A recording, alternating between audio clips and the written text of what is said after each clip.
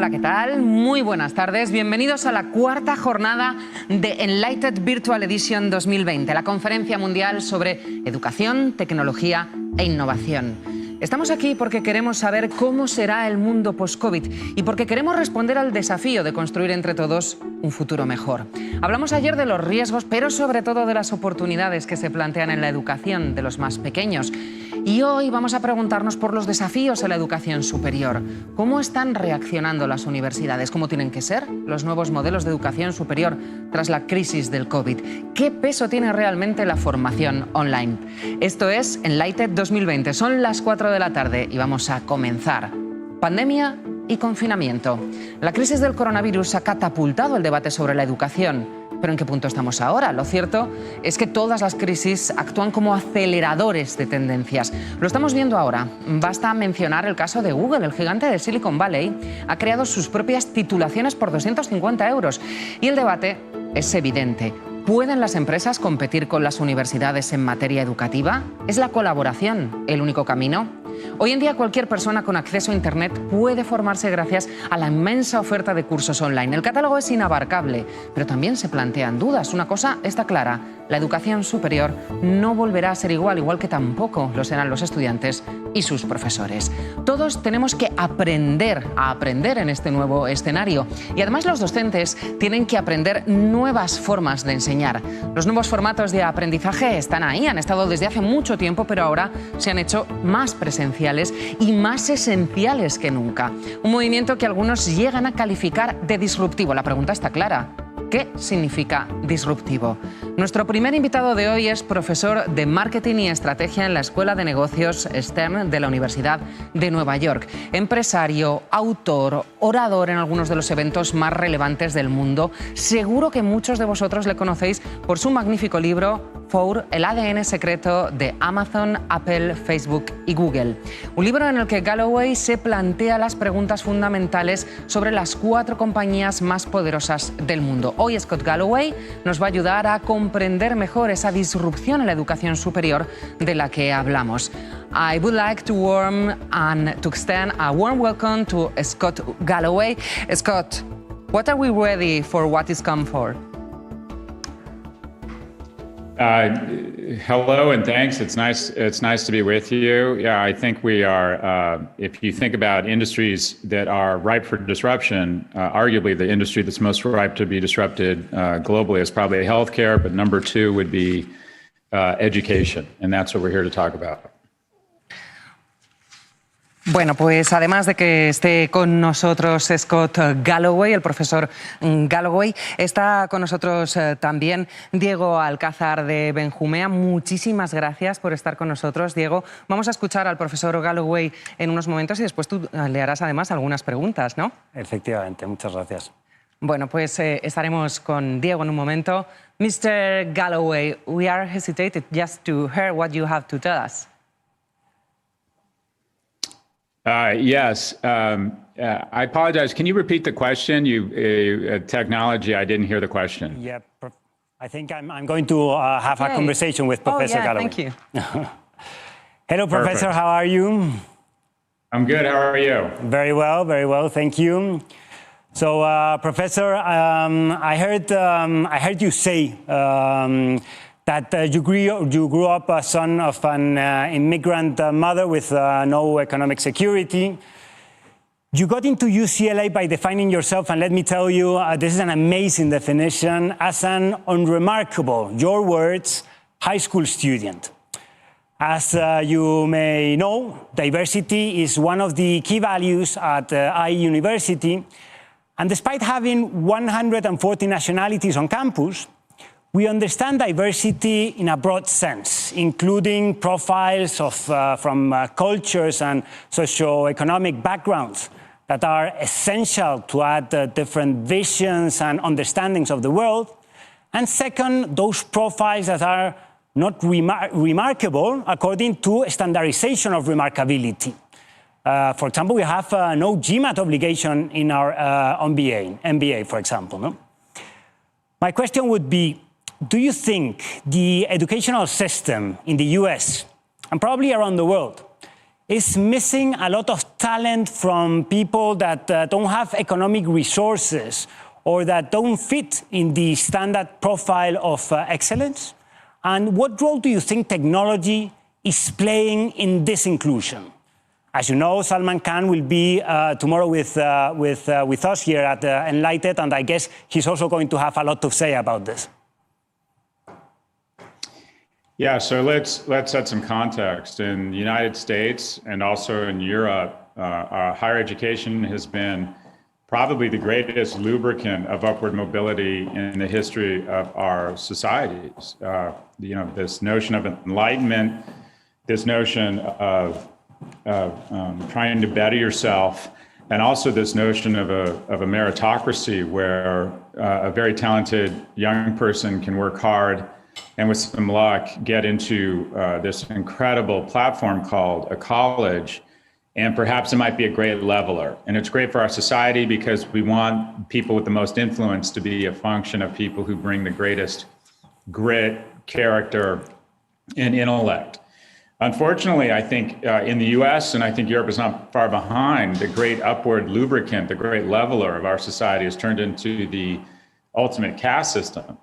In the United States, you're 77 times more likely to get into an elite university if you're from the top 1% of income earning households. People in the top quintile of income earning households send 88% of their children to college. People in the bottom quintile only send 12%. So unfortunately, in the United States, we like to think we're a meritocracy. That's true. We have a caste system. If you go to college, if you get into college, you'll make 2 to 3 times the amount of income over your lifetime than someone who doesn't attend college. And then within those universities, the brand name is very important. And the elite universities, or graduates of the elite universities, get to divide an increasingly concentrated level of the spoil. So we've transitioned from higher education being this incredible leveler, this incredible upward lubricant, to just an agent of a caste system here in the US and I think increasingly in Europe. That's actually very interesting, and I guess COVID is going to play a major role because, I mean, in 2020, 1.5 billion students, as you know, have experimented school and university closures. That is more than 80% of students worldwide. We have seen how learning has moved from classrooms to homes. Hybrid models of learning have become the standard.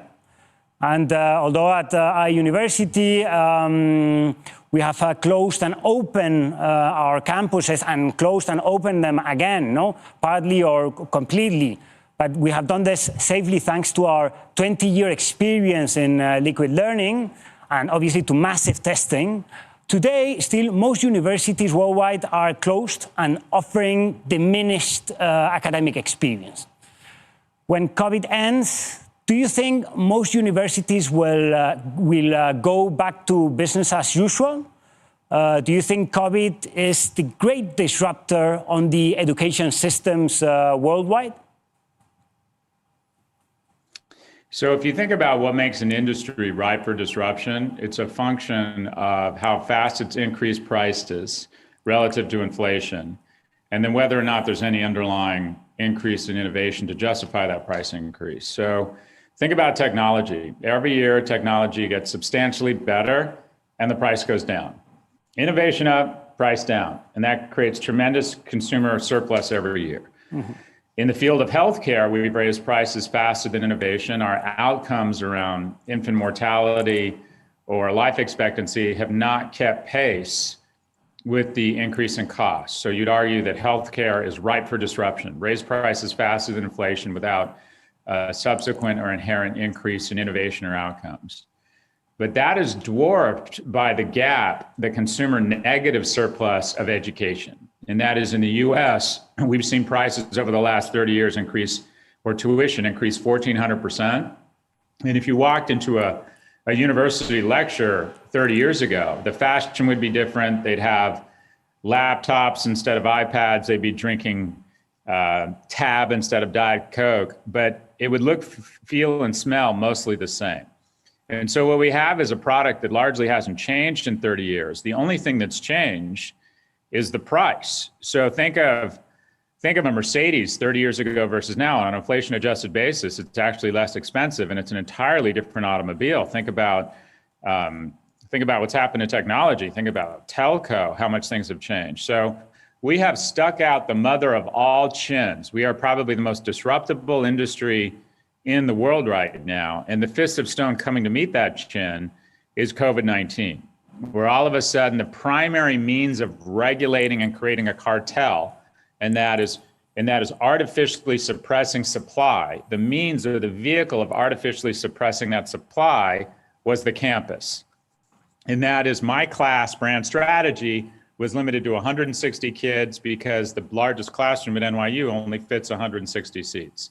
Because of COVID-19, because we've gone all remote, I am now teaching entirely remote, and they've asked my class to expand to 280 kids, which means there are now 120 fewer students to fill seats for other marketing professors and marketing electives. Now, the opportunity is that should decrease costs. The downside is if you times that effect, one person teaching 280 versus 160, if you times that effect, if you will, that flight to quality, that scale by 1,000, we're beginning to talk about what might happen to universities. And that is there's going to be an enormous flight to quality. And supply will be ideally substantially increased across the best universities, which is going to put tremendous cost pressure on the tier 2 and the tier 3 universities who have benefited from price fixing and sort of a cartel. Universities have generally raised their prices in lockstep. So we're going to see not only demand destruction, fewer people decide to go to college, but we're going to see the top universities soak up more and more of the demand, resulting in an absolute destruction of economic viability for the tier 2 and tier 3 universities. We could see what has likely happened to restaurants in Madrid, where somewhere between a third and 50% of restaurants by name are going out of business. I think you could see that same sort of destruction in higher education. We could see somewhere between 10 and 30% of our universities perish in the next decade. Yeah, thank you very much for all that information, and that's a lot of information to understand, really, because when technology is about to disrupt an industry, there's lots of things that need to have to be taken into account, no? Let me also ask you this question as a university. You've been in Madrid to our university as an exchange professor, and you know that our purpose at IE is to foster positive change through innovation, research, and education. No? We say, although my wife doesn't like it when I say this, but we are in love with change. I don't know what she thinks I mean when I say that. No, but you are a very visionary. And you have a very visionary and interesting view on the future of higher education. And as you say, you think it's an industry about to be disrupted. No? In an interview in New York Magazine published during the pandemic, we could read the headline, Scott Galloway predicts a handful of elite cyborg universities will soon monopolize higher education. So basically, your prediction is that education institutions will partner with big tech corporations. For example, we will have MIT at Google or Harvard for Facebook. And you gave us a lot of insights on skills and learning methodologies and technologies and scalability. And I would like to ask you some questions about this in a minute. But before that, I would like for you to answer us, why do you think big tech will go into education? And there's obvious reasons. And how do you envision these partnerships happening? So big tech will go into education, not necessarily because they want to, but because they have to. The problem or the challenge that big technology firms, whether it's Apple, Amazon, let's take Apple. Apple needs to double its share price in the next 5 years, or at least have a credible rationale that they will likely double their stock price in the next 5 years. Otherwise, people will sell their Apple stock and they'll buy Zalando or Zoom or Peloton. And the only way they're going to do that is if they increase their top line revenue somewhere between 40 and 80%. And that's assuming some operational leverage. They may not need to double their top line revenue, but they're going to need to increase it substantially. That means that Apple in the next 5 years has to go find another $250 billion in top line revenue, which means they have to go big game hunting. And then when companies need to add $250 billion in top line revenue, they're limited to a finite number of industries they can go into, because right now, the majority of the world has a handset. Even with a super upgrade cycle from 5G, it's not entirely clear they could add another $250 billion in gross income to their top line. So assuming they have to go into other businesses, they've gone into the media business, they've gone into the music business, it leads them to one of a few places. The most obvious one is healthcare. I think Amazon is going to be the largest or fastest growing healthcare company in the world in the next 5 years. But I think Apple will likely enter the education sphere, because if you look at the amount of gross margin dollars produced in education, what other industry charges more than $100,000? Many universities charge more than $100,000 over 4 or 5 years at a 90+% gross margin. Hermes has 60 points of gross margin. Apple has 28 points of gross margin. Ferrari gets gross margins of around 30 or 35 points.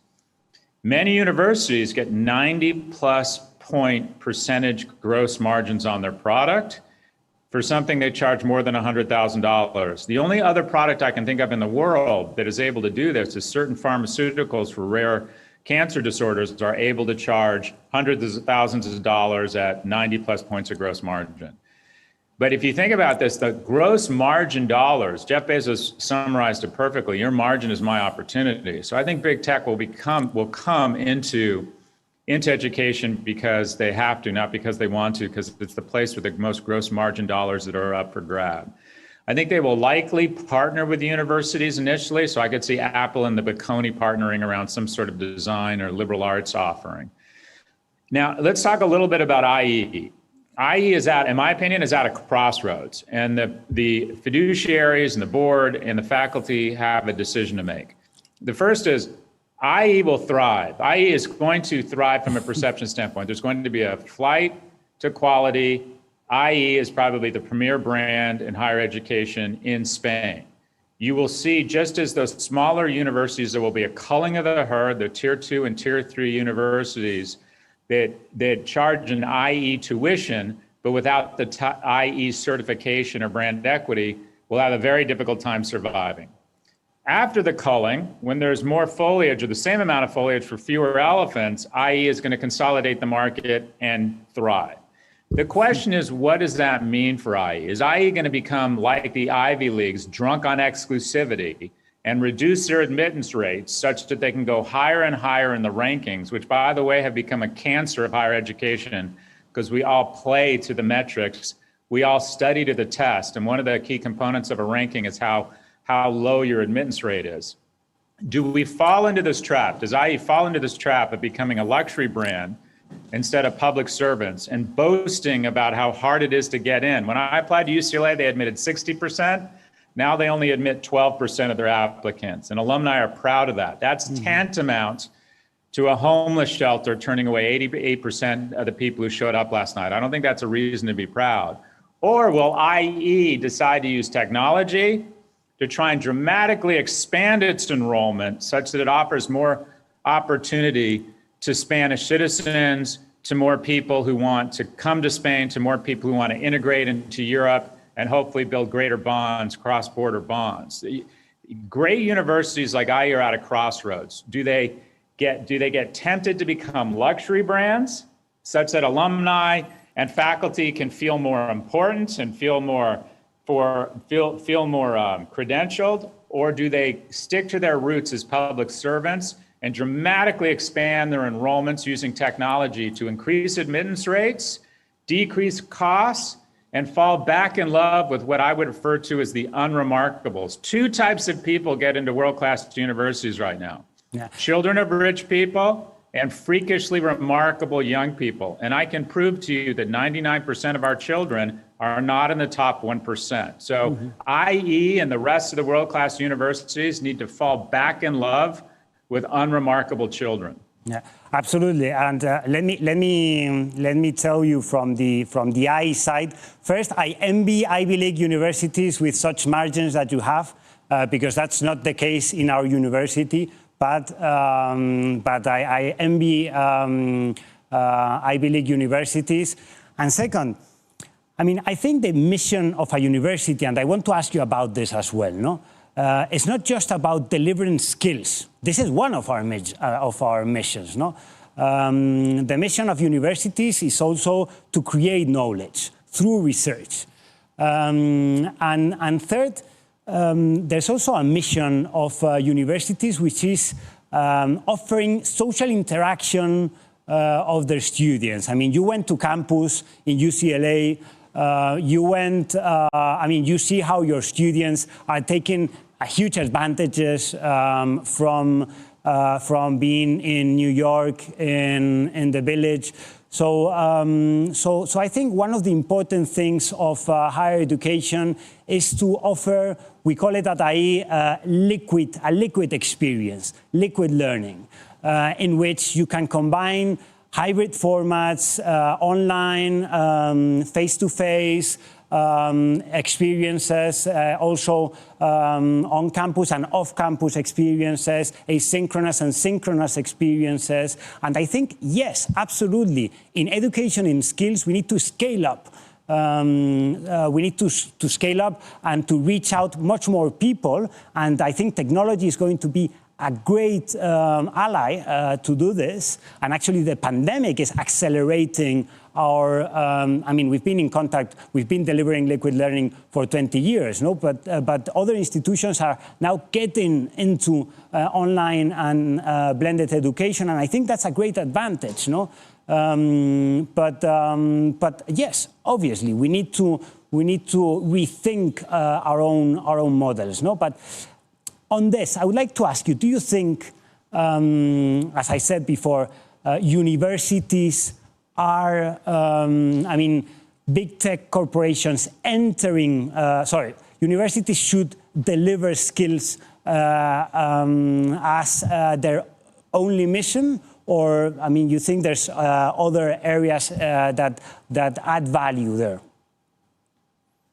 We have a tendency, so the fastest way to process information is binary, to think of something, every issue in zeros and ones. So we think about vocational schools or liberal arts education. And the reality is we need a mix of both. In the US, we haven't invested enough in vocational programs. At the same time, a lot of people are critical of a place like Germany, where from a very young age, they decide that you are going to be in a certain vocation and maybe don't give people or shut off avenues for exploration that young people should have. So obviously it's a balance. When it comes to digital, people have a tendency to say, well, the remote learning doesn't work.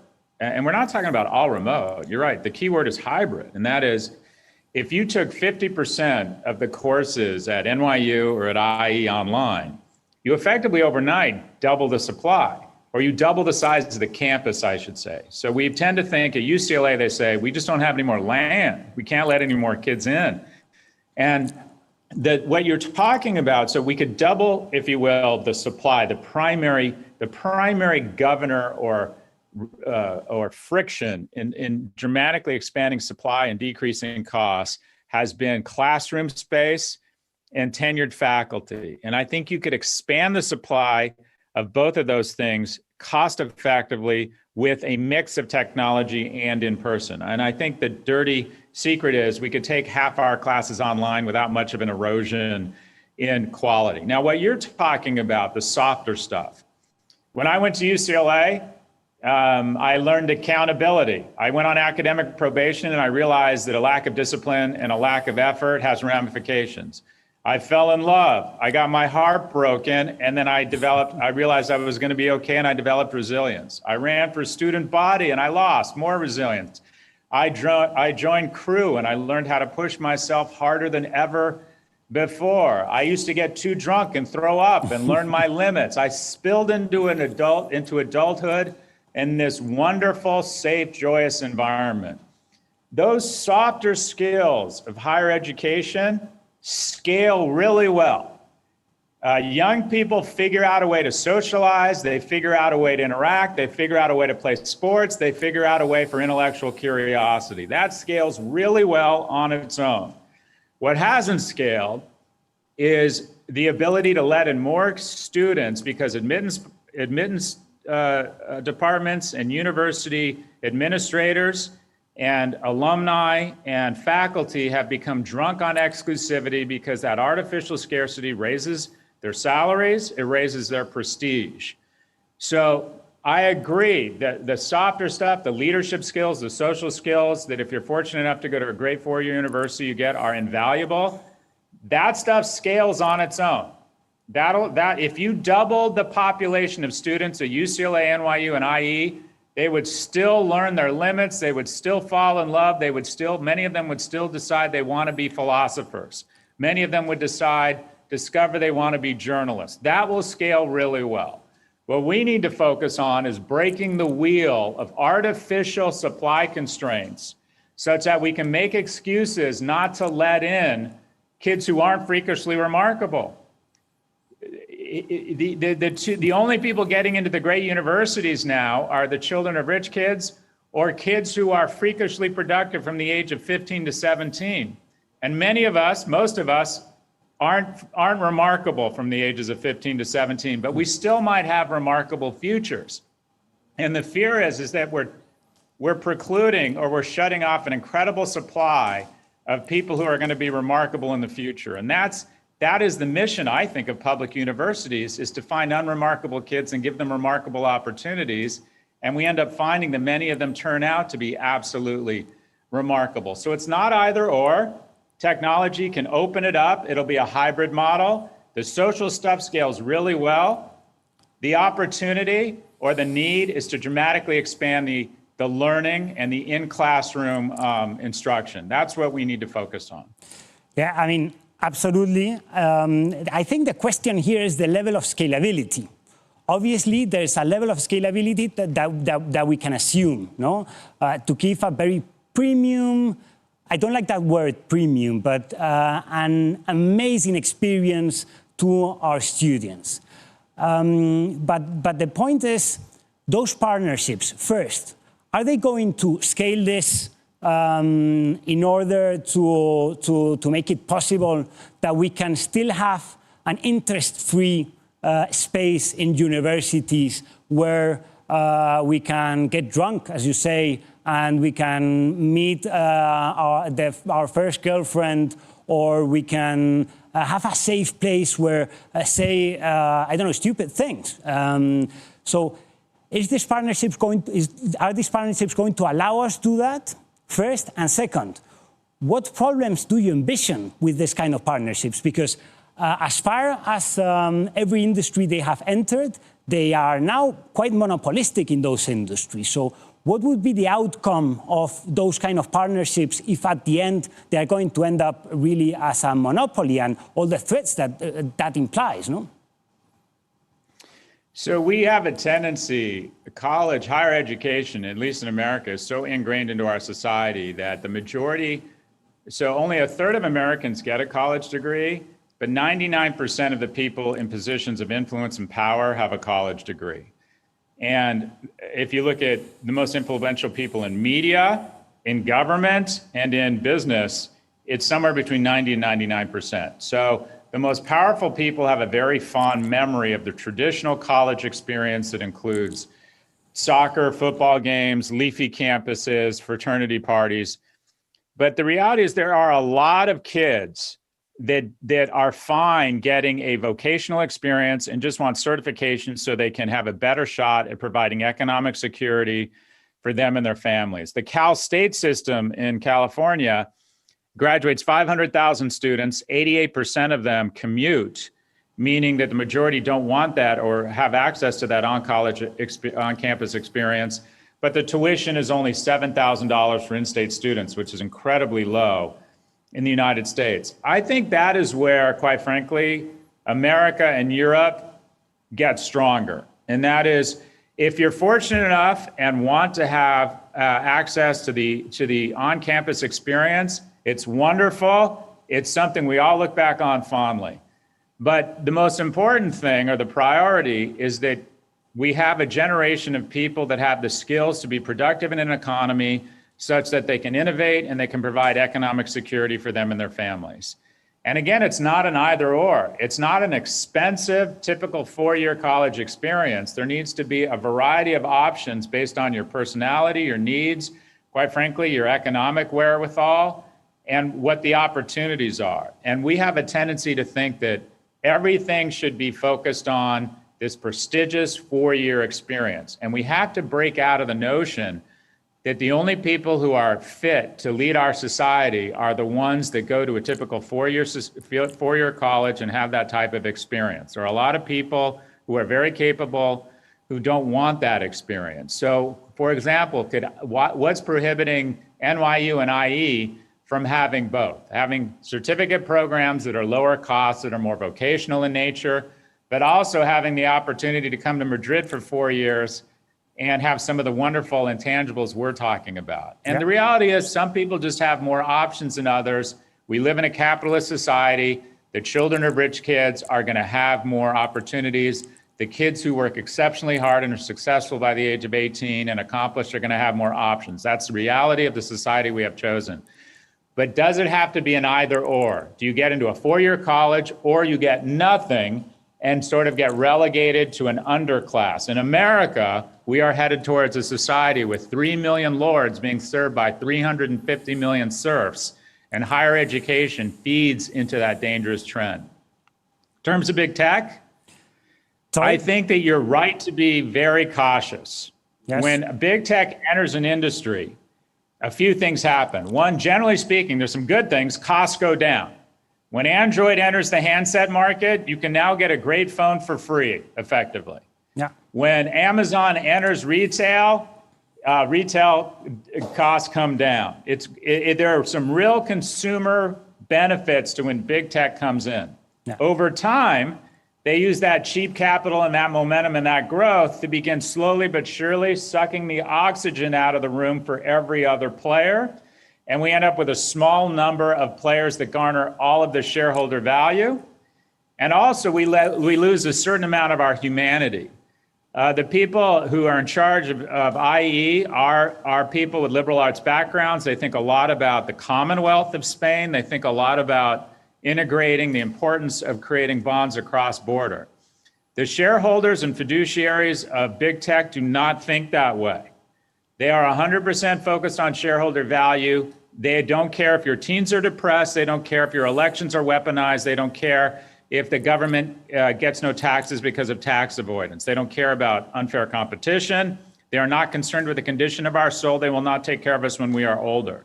Yeah, absolutely. So there will be some short-term benefits to big tech coming in, but there is a very big danger, and that is they do to maps, or they do to education what they've done to maps, what they've done to streaming video, what they've done to online commerce, what they've done to social media, and that is it's great for the consumer, it's great for the shareholders of those companies, and slowly but surely it gets worse for everybody else in society. So I think I'm not here with a message of hope. I'm telling you what I think is going to happen.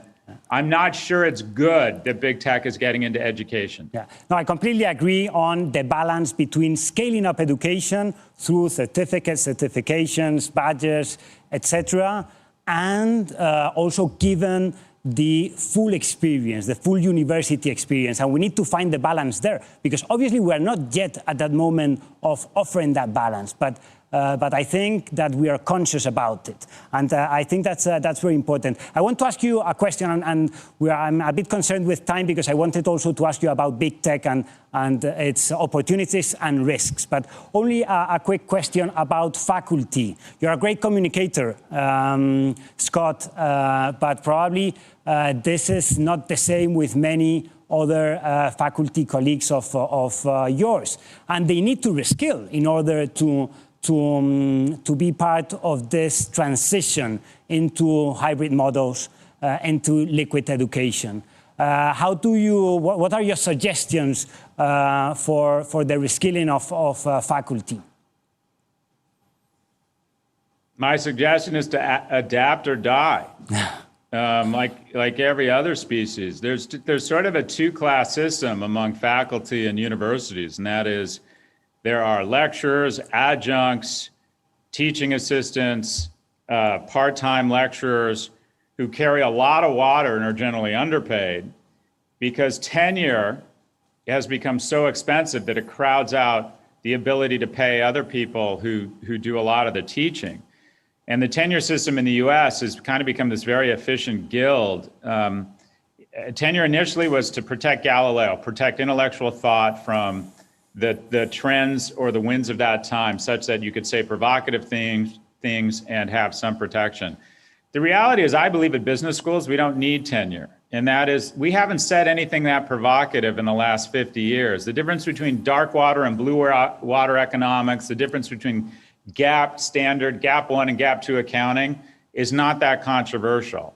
It's become a means of increasing compensation and lowering productivity. And I don't make this statement lightly, but I think over the last 30 or 40 years, at least in the US, every decision that university leadership makes is largely focused on one thing: how to decrease their accountability while increasing their compensation.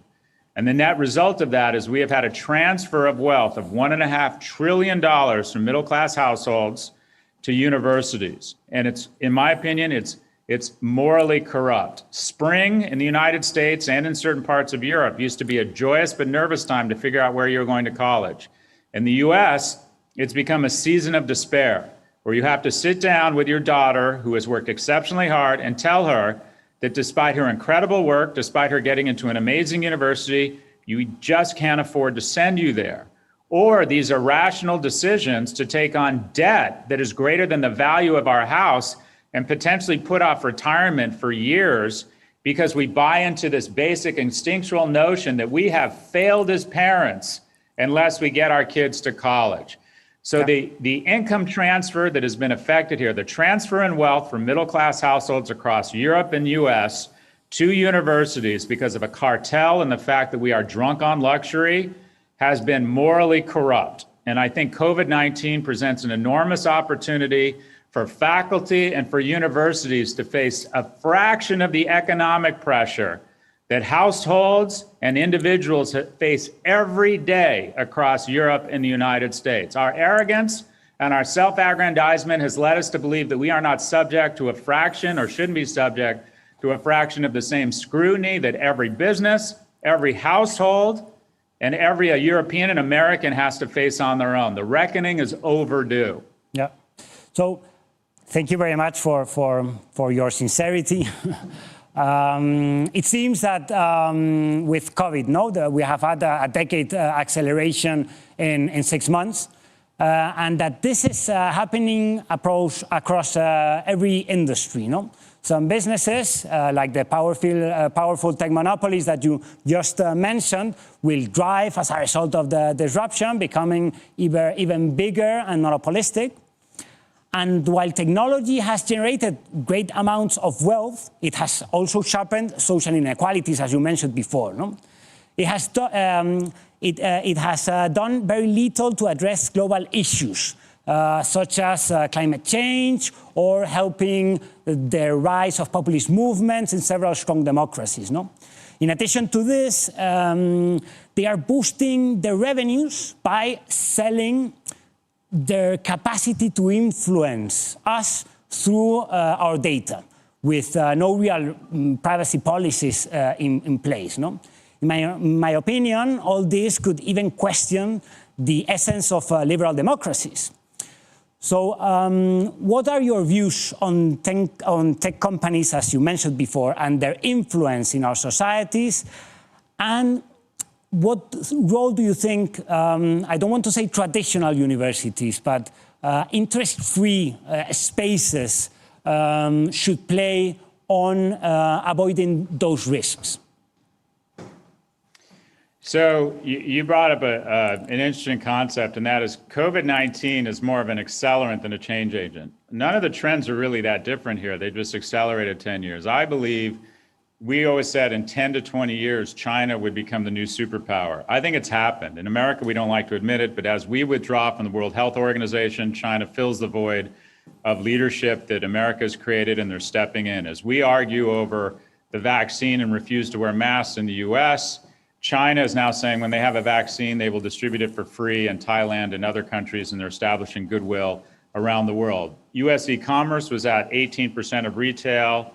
In March, in 8 weeks, it jumped 28%. It jumped 10 years in 8 weeks. The number of young adults living at home in Europe has accelerated by 10 years. There are now more young adults in Europe and US living at home than living on their own. Government spending has accelerated 10 years. So this is an accelerant. Unfortunately, one of the key steps to tyranny, and we saw this in Germany in the 30s, is that when private power begins co-opting the government, when the government is no longer a countervailing force but a co-conspirator to private power, it takes us to very ugly places. And I think that the power that these companies have, in the last 6 months, Amazon has added the market capitalization of all retail in Europe. Google has enough cash on their balance sheet to buy Boeing and Airbus for cash. Jeff Bezos, with his personal wealth, could buy every football team in Europe, every basketball team in the United States, Bombardier, and then with his spare cash could buy Airbus, Hugo Boss, Carrefour for groceries, and then by the Pan Am build. It's striking that we have let wealth for certain individuals become this concentrated, and we've let so few companies become this powerful. 98% of the gains in the marketplace since March are represented by just 7 companies. So while we take cold comfort in the notion that the market is up, the market is not up. Some companies have accelerated, and we just have to decide as a society, are we comfortable with an increasing amount of power, an increasing amount of the spoils being garnered by fewer and fewer companies and fewer people? So we just have a decision as a population to make. Are we comfortable with this concentration of power? It's happened more dramatically in the US, but Europe is not far behind. The same things are happening there. I hope that I'm very encouraged by Marguerite Vestager, and that Europe is being more focused on antitrust and regulation. But these companies have blown by any reasonable test of a dangerous concentration of power. Thank you so much, Scott. Thank you. Muchísimas gracias, Scott. Muchísimas gracias, Diego del Alcázar Benjumea, vicepresidente ejecutivo de EA University, por esta charla. Muchas gracias, de verdad. Ha sido muy, muy interesante, más que interesante, diría yo. Muchas gracias.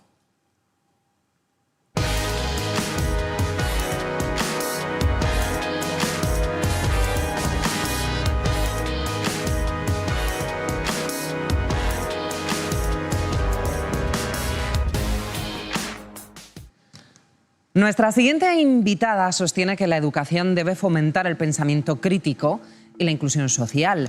Está convencida también de que los estudiantes y los profesores tienen una increíble capacidad para adaptarse a los retos. Retos como el que ahora vivimos, pero para apoyarlos en ese desafío son esenciales las políticas comunes, programas como Horizon Europe, Erasmus Plus o Creative Europe. ¿Qué podemos esperar de estos programas? Bueno, pues eso es lo que va a explicarnos Marilla Gabriel, comisaria europea de Innovación, Investigación, Cultura, Educación y Juventud. Welcome, Marilla. We can't wait to hear what you have to share with us today. Thank you. Thank you very much, ladies and gentlemen. First of all, it's a great pleasure for me to join you. Thank you very much for giving me the opportunity to speak about such an important topic. And I would like to start by saying that our societies are facing significant challenges, challenges that cannot be ignored or left for tomorrow. Climate change, digital transformation, the actual health crisis, just to name a few. And all these issues deserve our attention. And to face them, we must change. And this means universities are our driver. They are our hope that we'll be able to succeed in these transformational processes. And it is very good that the higher community education is so engaged. We need your readiness to adapt, your wisdom, and your creativity. We need you to provide our citizens with the necessary knowledge and skills, and to create and attract more talents, researchers, bright people here in Europe, to say them that Europe is your home. And that's why, for me, again, it's an occasion to say thank you very much for your engagement.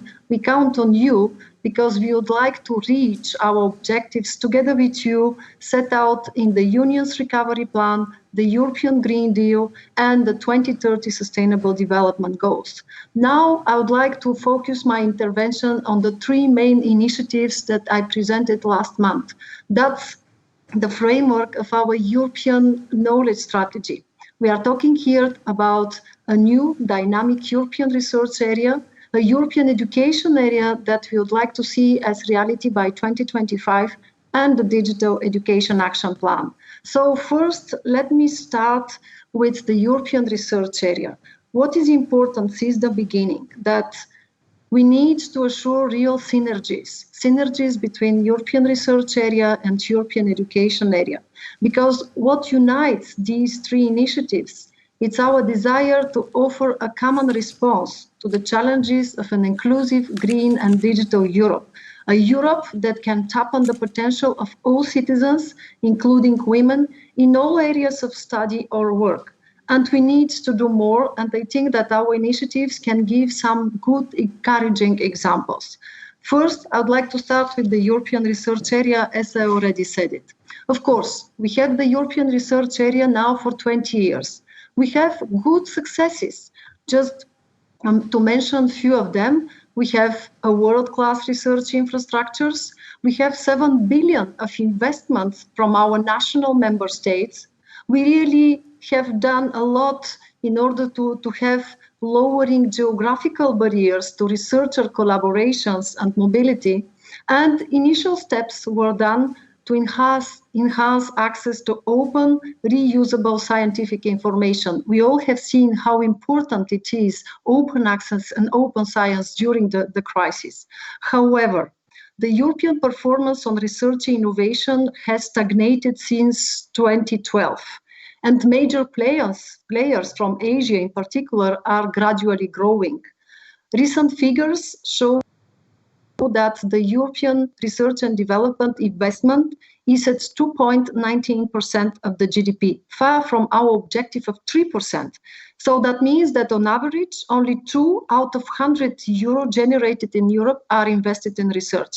And we need definitely to change this. We need to see how the excellent results that we have in science can be translated into products and services, how we can create markets thanks to the excellence of our researchers and our universities.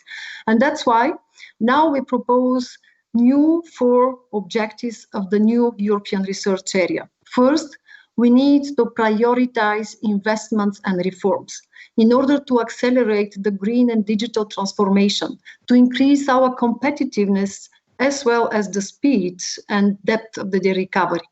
We need to simplify and facilitate the interplay between national and European R&I system, and that will be at the core of a new non-binding pact for research innovation in Europe that we, the Commission, will propose as a basis for our member states to reinforce their commitment to share policies and principles. Second, improving access to excellence in order to achieve stronger R&I systems across the European Union, because inclusiveness and excellence are the 2 sides of the same coin. That's why we would like to see that member states with lower performances are able to join the excellence. And that's why we would like to put in place the European Research Area Forum for Transition. And we would like to support our member states in our research innovation community to strengthening the mobility opportunities for researchers to access excellence and expand their experience through dedicated mobility schemes between industry and academia. And that's the 3rd point. We would like now to translate the research innovation results into the economy. It means fostering resilience and competitiveness of our economies and societies. And that's why we would like this time to propose to have a common industrial technology roadmaps between academia and business in order to see how we can translate the results into products and services. And finally, there is a need to progress on the free circulation of knowledge, considering an ethical and human-centric approach. That's the added value of our European approach to research and technological development. We need to invest in developing the skills of our researchers while connecting all actors across Europe, including in education, training, and labor market. So you can see the new European research area will support Europe to restructure its research landscape, and that will be done through cross-border cooperation, critical mass building, better coordination, and improvement of national research policies and systems. And this will be done in synergies with the European education area. And this brings me to the 2nd flagship initiative, the European education area. Now, what we would like to see, that European education area this time will be a reality by 2025. Because there is some non-acceptable numbers in Europe. You know that more than 40% of adults in Europe have insufficient digital skills. Only 5% of students can have Erasmus Plus experience. Education investment in many member states has been continuously decreasing. And as a result, now this time, we would like together European research area and European education area to bring better results. And that's why I'm very glad that today you have rectors coming from different universities in Europe, because we count on them for our flagship initiative, the European University Alliances. Now, actually, we have 41 alliances with 280 universities engaged in this initiative. What is different this time is that we would like to see ecosystems with at the center our universities, but by adopting a challenge-based approach to learning, teaching, and research. And our hope is that these alliances will set a model that will be enough flexible, it can be used by institutions across our continent. Yes, we have challenges to solve. We need finally to find solutions about the automatic recognition of diplomas. We need to think about the European degree. We need to see how to tackle all these national barriers that actually we have. And in this respect, it will be very important, the role of the European universities on something new. It's my proposal to have a European framework for micro-credentials, because we know that people in the workforce need to reskill and upskill given the pace of change in the labor market. But for many, it is impossible to take a long break from work and get a degree. This is why we need flexibility in providing skills and diversified, innovative, and accessible opportunities for citizens. Actually, we are working with our stakeholders on this, and of course, I count on our universities to allow us to have these opportunities as fully recognized and quality certified. And in this framework, in this context, it's very important to have a more clear picture what happened between the labor market and our graduates. Because actually, we would like to have a new initiative, a European graduate tracking initiative, because this is the link with the labor market. Feedback from graduates after they have finished their education is essential for ensuring that the knowledge, skills, and competencies acquired by students are of high quality and relevant to the world of work. We don't have this data for all our European member states. We started with 8 of them. I can only encourage all the member states to join us in this initiative, because that will be useful for our students, for our universities, for the labor market, for us as decision makers. Finally, I would like here, when we talk about the European education area, to touch something completely new. We would like to have now, in order to facilitate the green transition, an education for climate coalition. I think that we need to take into the consideration the wish of our young people to be engaged in this endeavor. We need really to see how, with the whole education community, through a renewed commitment for climate change and actions with quantified targets, we can see where it is possible and what we can do in order to accelerate some of the processes. And one special mention to women, because that's a topic very close to my heart.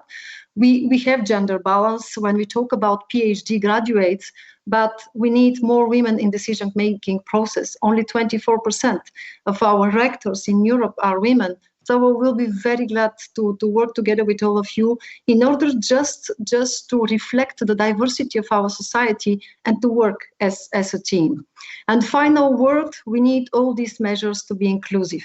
Even today, too many competent people are excluded from higher education due to social, economic, or cultural reasons, or lack of support and guidance. And we cannot afford to leave people behind. All these measures for us are important, and that's why allow me to share with you that as a next step of the area of higher education, we'll launch an online public consultation aimed at the co-creation of a transformation agenda by the end of next year, 2021. So we must start to work immediately. And finally, the third part of my intervention is linked to the Digital Education Action Plan.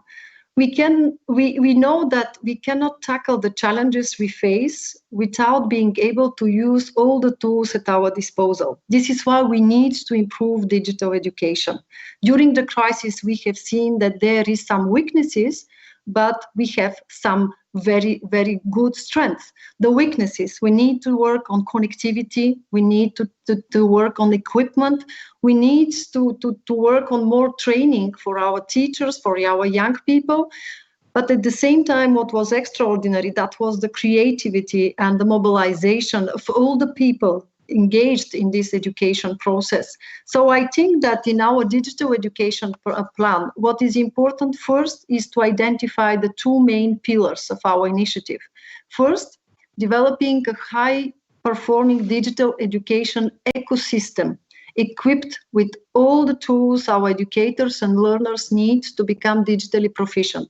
Of course, we'll have initiatives for connectivity and equipment. For connectivity, my proposal is to have connectivity for schools initiative for rural and remote areas. And for equipment, what is important now is to share this message with our member states, because actually they have maybe for the first time a great flexibility to use the money coming and the funds coming from regional funds, coming from next generation, in order to provide this to our universities and our schools. And one important thing, because equipment and connectivity is one thing, but we need quality online content.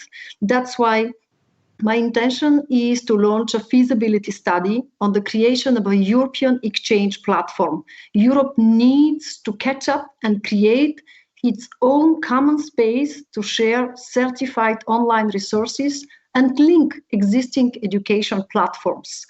Second pillar of our digital education action plan is enhancing the digital competencies of European citizens. We need here to pay attention to both basic and advanced digital skills and competencies. We need to better understand the data-intensive technologies, such as artificial intelligence. And when we talk about artificial intelligence, two concrete initiatives. We need to fix an ethical principles with the use of artificial intelligence in our education systems, because definitely that's the next game changer. But there is a lot of issues that we have to address, especially because in Europe we have values and we have principles, and our approach is human-centered approach. The second thing is to have more girls on artificial intelligence, because artificial intelligence is working with a big amount of data. There is a huge risk to reproduce some bias, discriminations. So my wish is really to work all together in order to bring more women in STEM education, because when we look at this, we can see that 54% of all higher education students in the EU are women, but only 17% are doing ICT. And I think that here we need to use just their potential. Finally, very, very practical question, how to coordinate all this, because there is a lot of different initiatives, as you already have seen. What we would like here is to create a European digital education hub. This hub will support our member states by exchanging experience and good practices, and it will link digital education initiatives and strategies and connect national authorities, private sector, experts, education and training providers, and civil society. It's up to all of us to see how this digital education hub will work, but my wish is to have all our member states in, and finally to facilitate the extraordinary work that is done in all our member states. In conclusion, through education, research, and innovation, we can achieve our goals and face the challenges that change our way of life. And our ambitious knowledge strategy, I think, that provides a path to this. And this is the way forward, is if Europe is to remain competitive and innovative on a global scale while remaining true to its core values. This can be challenging times, but as we work together, we can make sure that higher education emerges stronger and more connected. Thank you very much for giving me this opportunity to share these initiatives and thoughts with you, and count on our full support.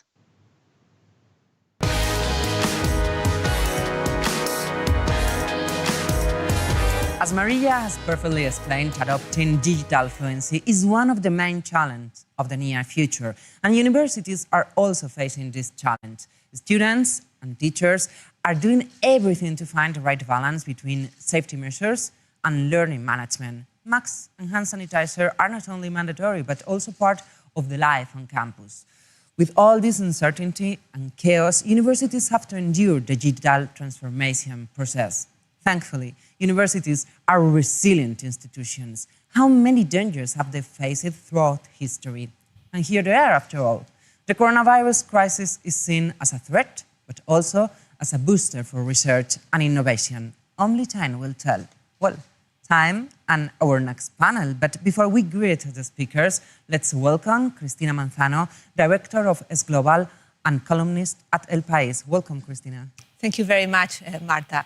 Good afternoon, good morning if you are on the other side of the Atlantic, good evening. Thank you for being here, there at the other side of the screen, for this exceptional panel to tell us, Marta just explained, the challenges and opportunities for the future of higher education, especially here in Europe. We have with us today, for this, to talk about these issues, we have Santiago Iñiguez, who's president of iUniversity. We have Martin Paul, who's the rector of the University of Maastricht. We had Edeltraud Harapi Egger, who's the rector of the University of Vienna Sciences and Business there in Austria. And we have Andrea Principe, who's the rector of Luis Guido Carli University in Rome. Marta explained very well all the different aspects of these challenges and opportunities, but I want to start from the very beginning. The first impact that the pandemic has had on higher education, on education in general, is that it has become totally virtual.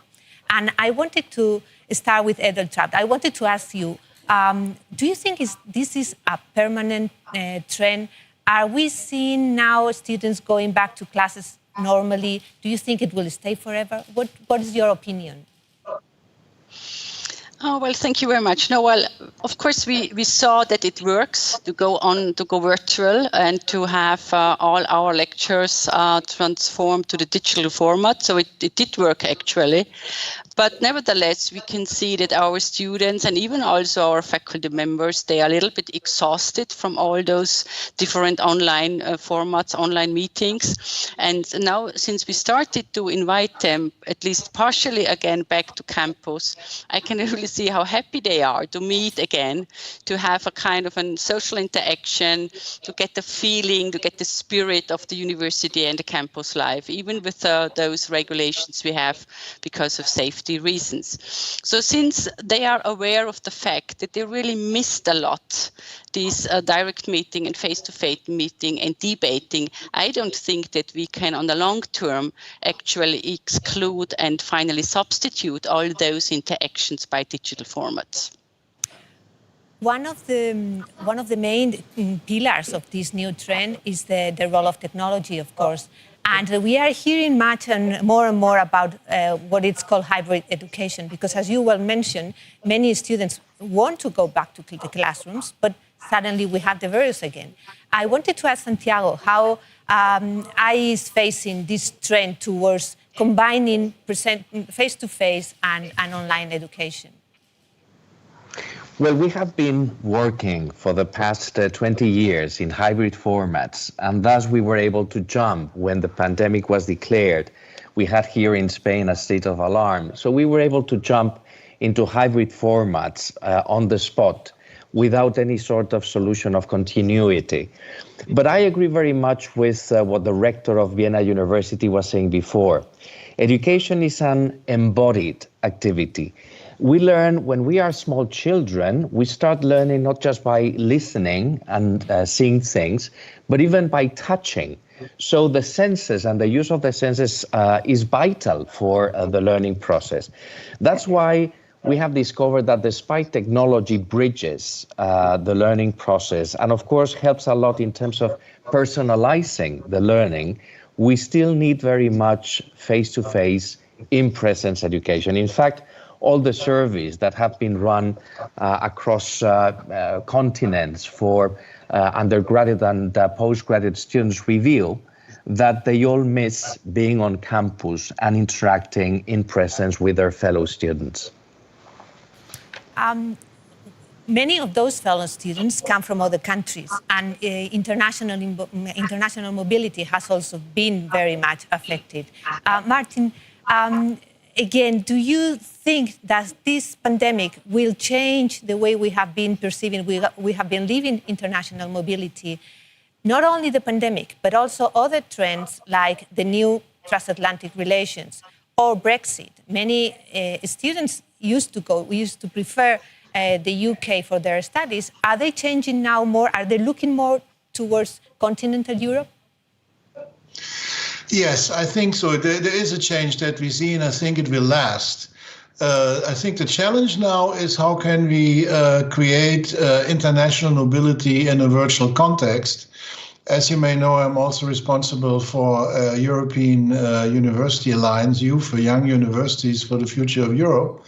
And we have spent a lot of efforts recently to have a virtual mobility, which means that students can follow courses online at 10 different European universities. So that is not a perfect replacement of going and experience a different culture, but you certainly also can follow what we call an international classroom.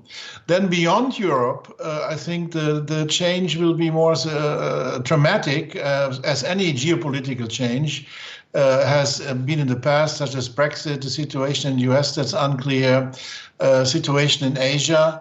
So I think that will change the student streams.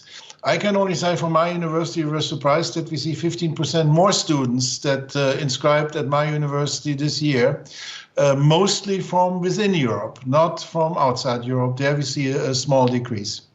Andrea, may I ask you, are you also seeing that trend? More students coming from within Europe than from other places that used to come before? Yes, we've experienced the same pattern that Martin was mentioning.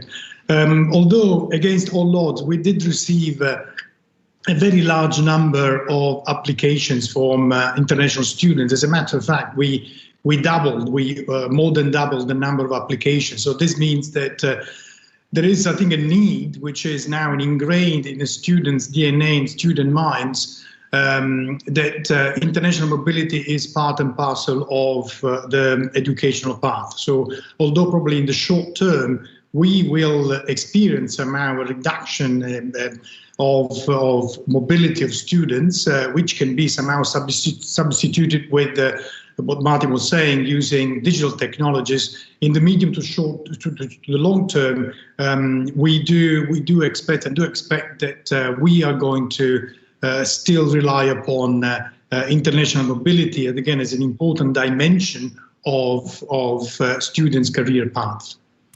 Let me touch upon the economic factor, because the economic crisis is one of the most known effects of consequence of this pandemic. And I would like to ask you about both the impact for higher education institutions and for the students themselves. Let's start with the institutions. Edeltraub, how can universities face the decrease in tuition fees if students are not going back in as large numbers as before, for instance? Or how can universities face the development, the research needed, the investment in technology needed to face this virtual future?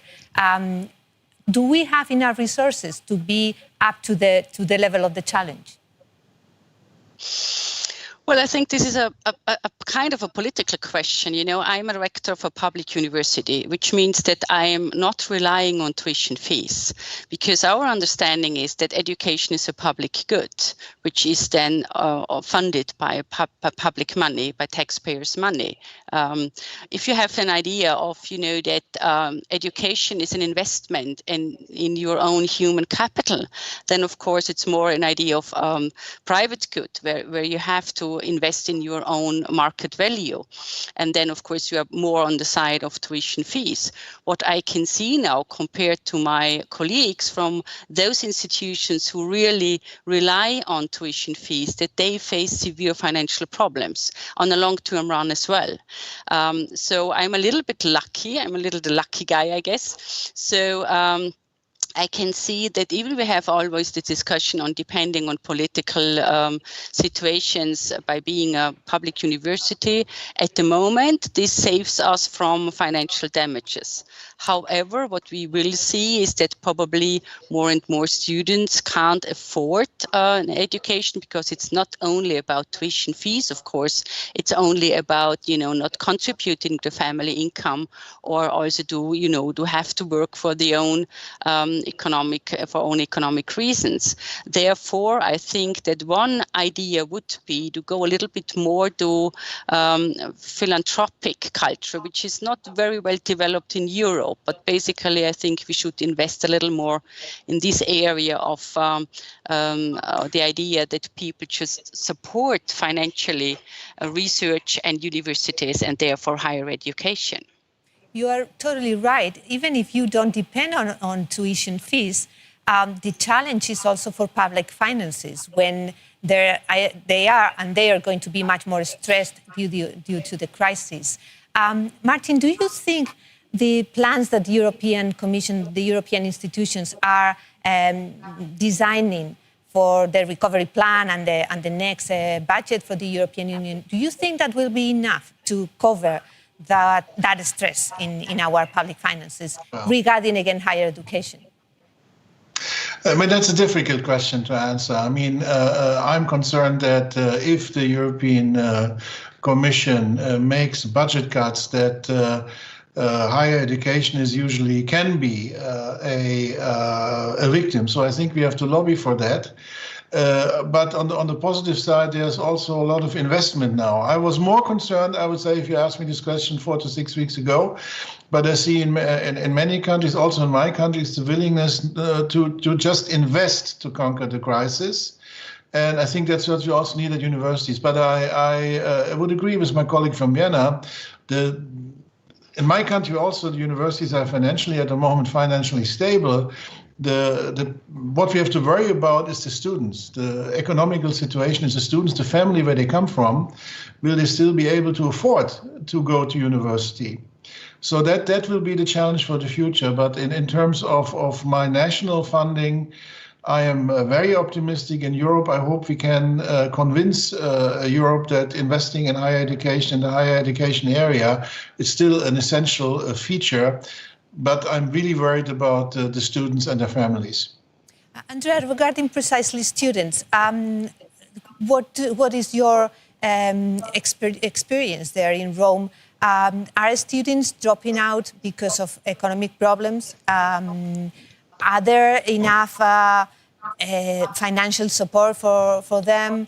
Are they changing? Is a university college degree still the door to the social the social ladder to step to another way of being in life? Is this still something that most people want to have now? Well, I do think, and of course I'm biased in this respect, being the leader of a university, although it's a private university. I do think that students and in general university education, academic education, still represents the way to prepare the next generation of leaders, and therefore offer opportunities also to students that cannot afford. As a university, we have not experienced any number drops for students, but we do have offered to students, even students already enrolled at Lewis, grants to support them because of the economic crisis, which has not been particularly important as yet, but I do think that will kick in later on. So I think we should be aware of this, and I think we should also try to think about different other solutions. For instance, we have liaised with with a few banks to offer loans. At the same time, we also liaise with companies to increase the number of grants and scholarship to students. Thank you. One of the major things that we are seeing that the pandemic has created is to increase the gap, the inequality gap in many aspects, but also in education. We have heard many stories of children in their homes which didn't have good internet access, for instance, which didn't have the equipment, the computers, and so on. At the university level, Santiago, how can universities keep assuring that that gap is not widening in the coming years? What is your experience from IE? Well, sure. I mean, this is one of the major issues that we all talk about these days, accessibility to higher education on a universal basis. And linking, your question to previous comments, because education is a common good, which is provided by both public as well as private universities, but it's a costly activity. And what we find is that states and governments are dropping their investments in education across the board. This is happening in the US as elsewhere. We are also finding that there's some resistance to pay high tuition costs. So we need to gather the support of many different agents from public and private sources, including, of course, fundraising activities in order to finance our different activities and provide universal access to applicants and students. So I guess this is actually an issue which is applicable across the board. It doesn't just affect European countries. It's also present in the US, across the Americas, and increasingly in Asia. Of course, education can become an equalizer. It can actually provide the best possible access to climb up, as you were saying before, the social ladder. But unless you guarantee access to higher education, good scholarships, good loan schemes, and of course, many other sources in order to finance the activity at universities, and this is also linked to international mobility. Of course, moving all those students and faculty members and talent across countries, cross-border, does also entail costs, and the European Union has been, very supportive of the Erasmus program. But we will probably need to increase those funds in the future. So anyway, education is a common good that deserves lots of attention in order to gather enough funds to finance, this very important activity for the global society. Let me go back to the very beginning, because we were talking about the impact of the pandemic in virtual teaching, how everyone has become suddenly virtual. But do students and do parents consider that virtual teaching has the same level than face-to-face teaching? And learning, of course. And what about the experience on campus? When we have to become, Edeltraud was saying before that many students want to go back. We are seeing students going back to campus, but there will be moments where it won't be possible. There will be institutions that will bet on virtual because of many reasons. How can we define a university college degree that is virtual without having the experience of the campus life experience, which was it is an essential part of higher education? I know you mentioned before that most of the students want to come back to campus, but what if? As I was asking at the very beginning, is this a permanent trend? Is this a temporary issue? What is your opinion, Martin? Yes, I think the full-time virtual education is a temporary solution and temporary response to the acute phase of the pandemic.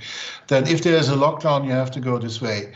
If you can avoid that, I think the future is indeed the blended classroom, hybrid education. We have done a lot of interviews with staff and students, current ones and ones that apply, that they really want this mix. They want a mix of a campus experience with an online variant. So what we have decided to do here, and we have currently run our campus with 20-30% of the normal capacity due to the social distancing rules, that all the lectures are online. All, I would say, larger groups are online.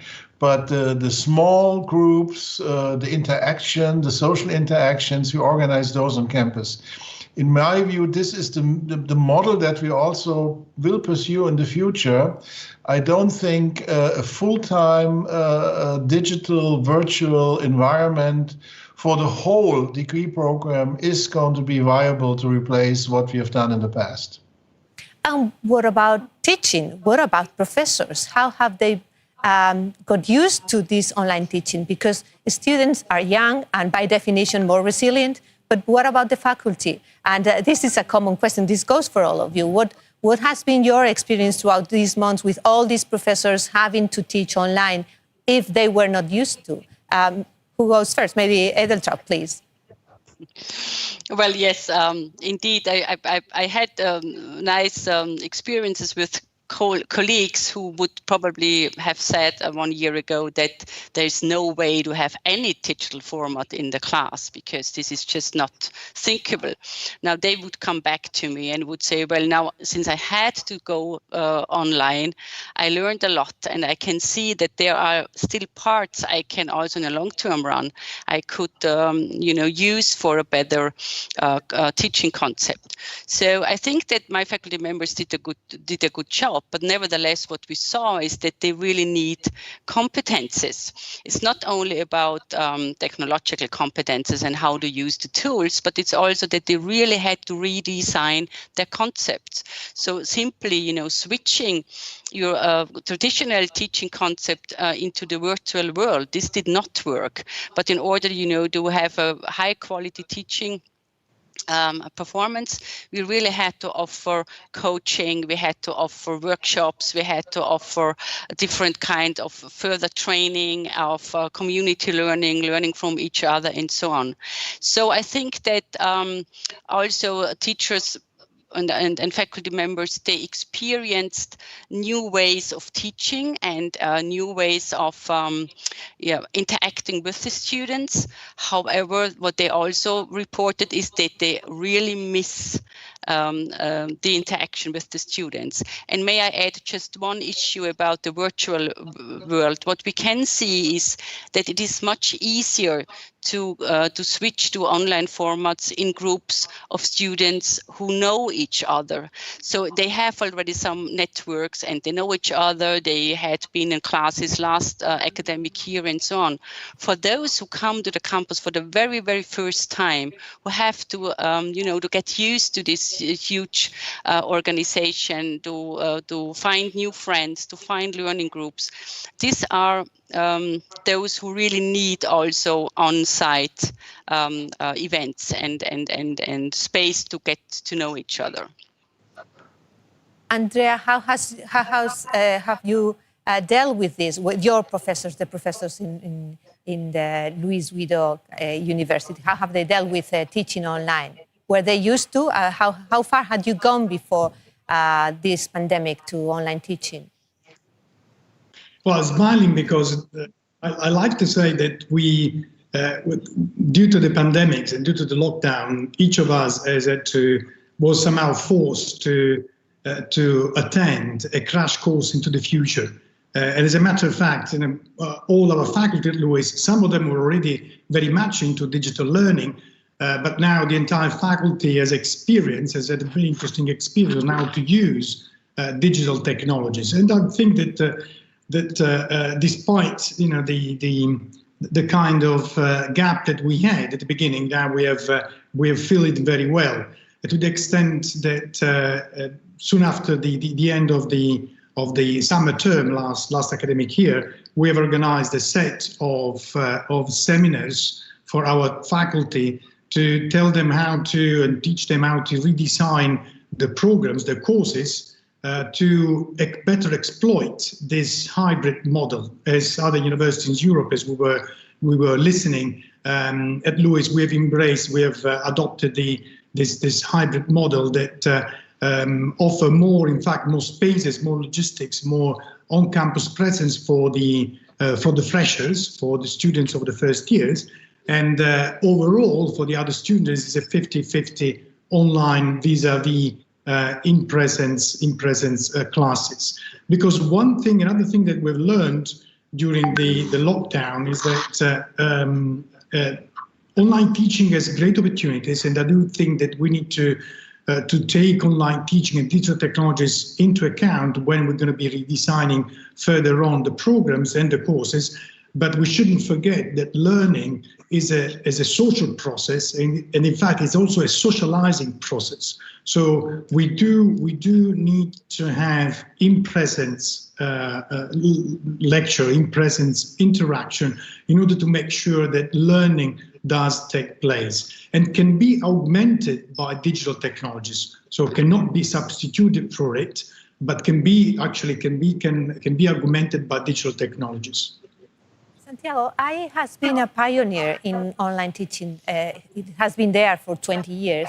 Where do you see the next wave of innovation in higher education and in higher education in general? Well, if I can link, your question with this, the need of having our faculties adapted to this new environment, because many of the consequences of the COVID are here to stay in terms of how technology has become much more embedded in the learning process. So I guess that the major contribution of technology in the future will be the personalization of learning. Technology provides the opportunity to identify and potentiate all the skills from participants, from students. And if we prepare our professors, our faculty, in order to orchestrate this process in the best possible way, we can actually enhance the whole learning process. So this is actually what we are seeing now at IE University. Of course, it's very challenging because running hybrid formats demand from professors that they manage the platform and at the same time have an eye on those students who are attending in presence, but also take care of those who are attending on remote, and at the same time manage, the blackboard, the digital blackboard. So it's quite stressful. Already teaching, is stressful. If you add all those elements, it can be actually a very demanding task. So what is vital is that we actually train our faculty so that they can not just cope with the new challenges, but can make from these lots of opportunities the best possible learning experience for participants. I guess that the major contribution of all this is the personalization of the learning process. Let me turn the same question to Martin, please. What is your experience with the faculty? How have they reacted? And where do you see the next wave of innovation in higher education? Yeah, well, I think we were all impressed, of course. We are a problem-based learning university. I would say we are very versed to deal with problems. We have adapted very fast. And we also had teams of more experienced users that taught the others. So that was not the issue. The thing that concerns us, and this has also been addressed by Santiago, the pressure, the additional work pressure that this online teaching can cause. So we have really to invest in additional help, new technology, faster internet connections, also emotional support.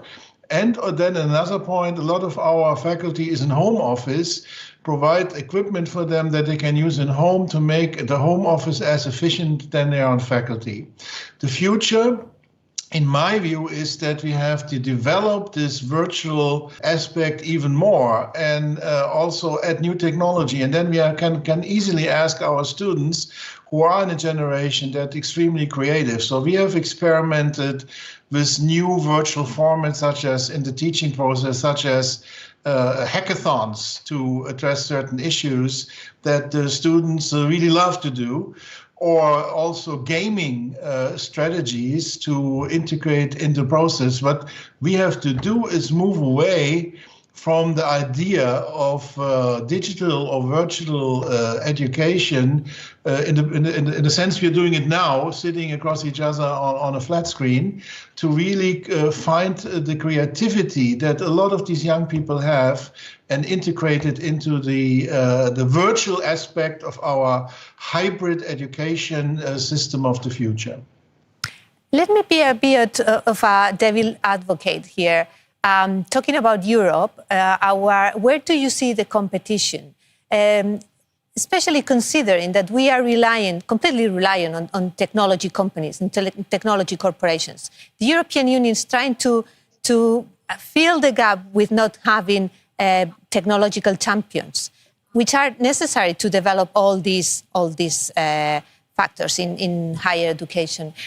Where do you see the competition in technology, in other countries? Is it in Asia? Is it in the United States still? Can we really be up to the level of the moment, of not now, of the future that is coming to us? Who wants to go first? Maybe Andrea, please. Well, there's as we're saying, a kind of political question here. I don't think that Europe does have the potential to cope with competition in higher education, but in general across industry, to sort of give a kind of more academic answer to the question. I would say that it depends very much on us. It depends very much on how we're going to be allocating the funds that the European Union is allocating to the different countries, and then it's down to the countries to make sure that investments are being made in infrastructure overall, but also digital infrastructure and human infrastructure. So again, higher education here, of course, I do underline all my bias. Human capital education is fundamental for the future of Europe. If we want, again, to exploit all our potential to be at the forefront of technology, industry in general, and higher education. Precisely, because it's not only infrastructure or technology, it's also the skills, the skills that people will need to face that future. Edeltraud, what is your view on this? Well, I agree to Andrea that it depends a little bit on the political situation in Europe and the willingness to invest further into higher education. But I think there is one big strength of Europe, namely, I would call it a kind of innovative capacity to the diversity we have. So given this European complex, which is, historically seen very much oriented towards enlightenment and those values, I think there is a real strength we could put forward, and we could try to figure some, to elaborate some niches and to come up with a very strong innovation network among different stakeholders, and to build up an innovation ecosystem, a European ecosystem. And there, of course, we could try to have good partners, different stakeholders, and so on and so on.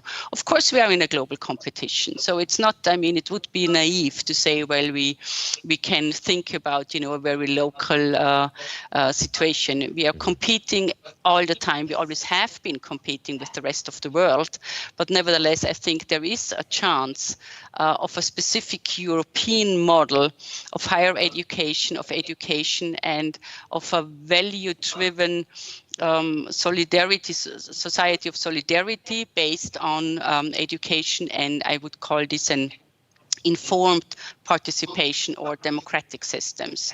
So yes, I think we are competing, but there is a very good opportunity to come up with a European model of higher education and a self-understanding of what it means to be part of an innovative ecosystem. Martin, what would be for you that definition for a European model of higher education?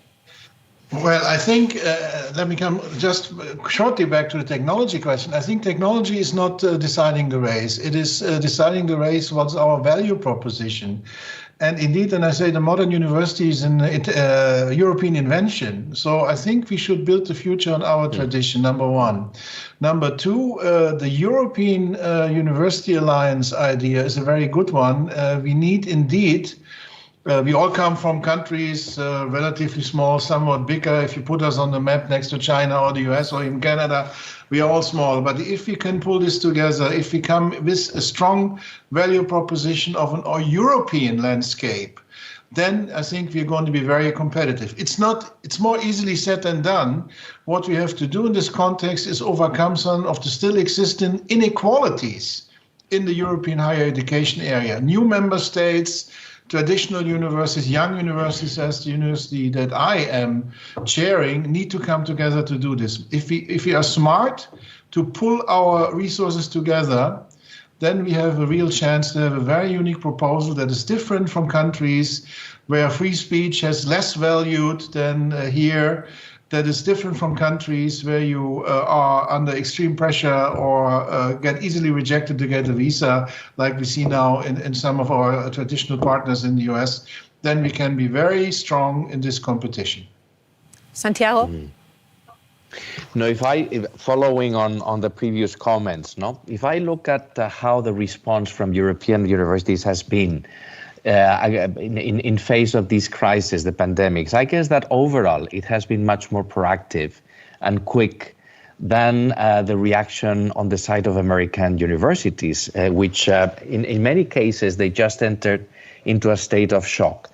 I guess that our universities have been more prompt, quick. We have opened the campuses, we have installed the necessary health protocols, we have been in contact with the different stakeholders.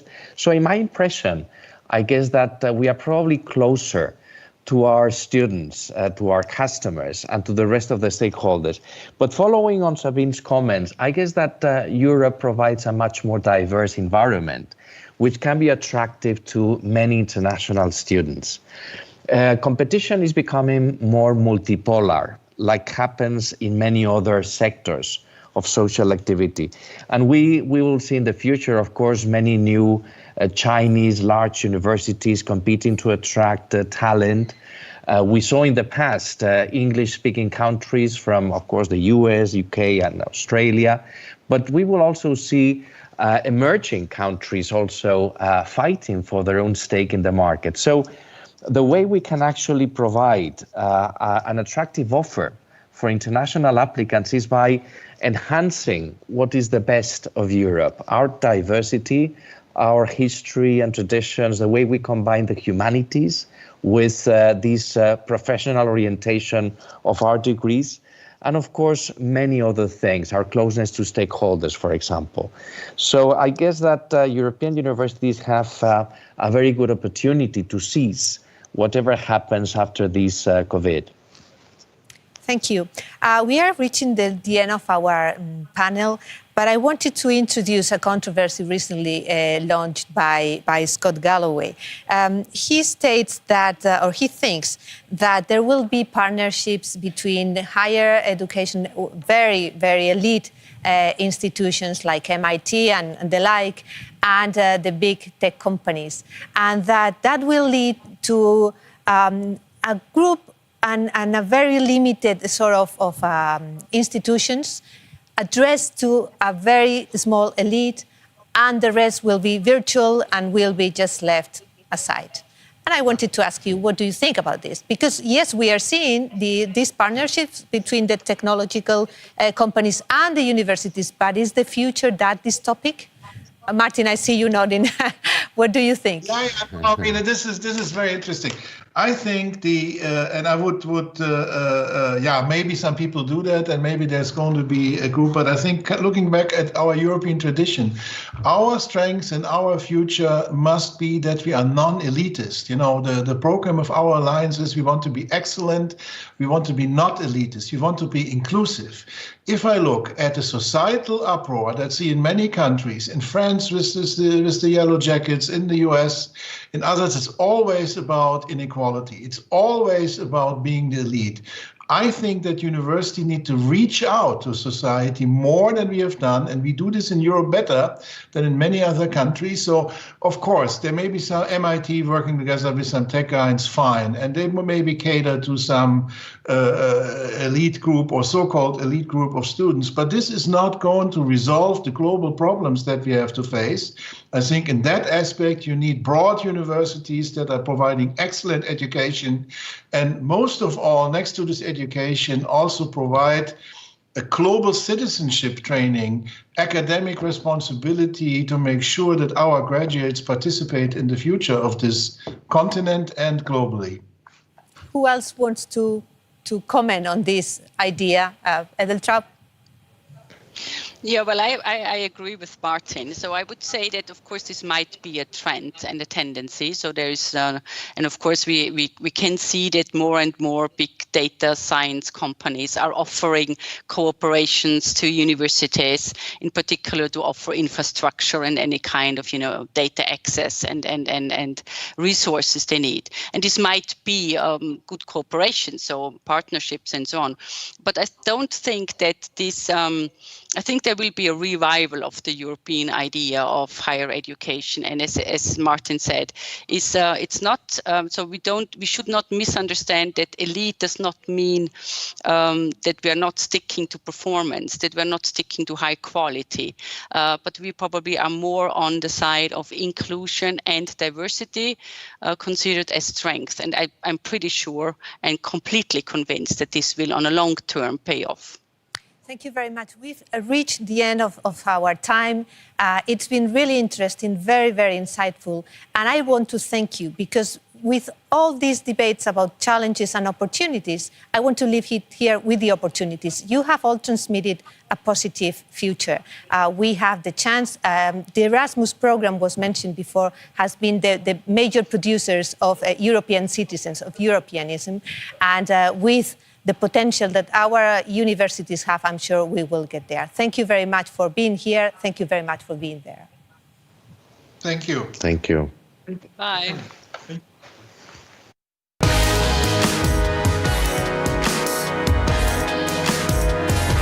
Are you familiar with the concept of data mining? And what about metacognition?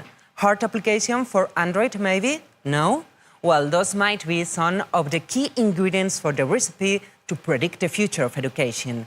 Seriously, I guarantee that this has nothing to do with crystal balls, but with pure data. If you want to know more about it, then Ryan Baker is your man. He teaches in the Higher Education School at the University of Pennsylvania, and he is the director of the Penn Center for Learning Analytics, as well as the founder of the International Education Data Mining Society. Ryan undertakes his research in order to find basic discoveries on human learning. Today, we are very honored to count on him to explain more about all of these topics. Ryan Baker. Thank you. Thank you for having me. Today, I'll be discussing data mining, potentials for education. So 2020 has been an unusual year so far. Teaching is a little bit different than it used to be.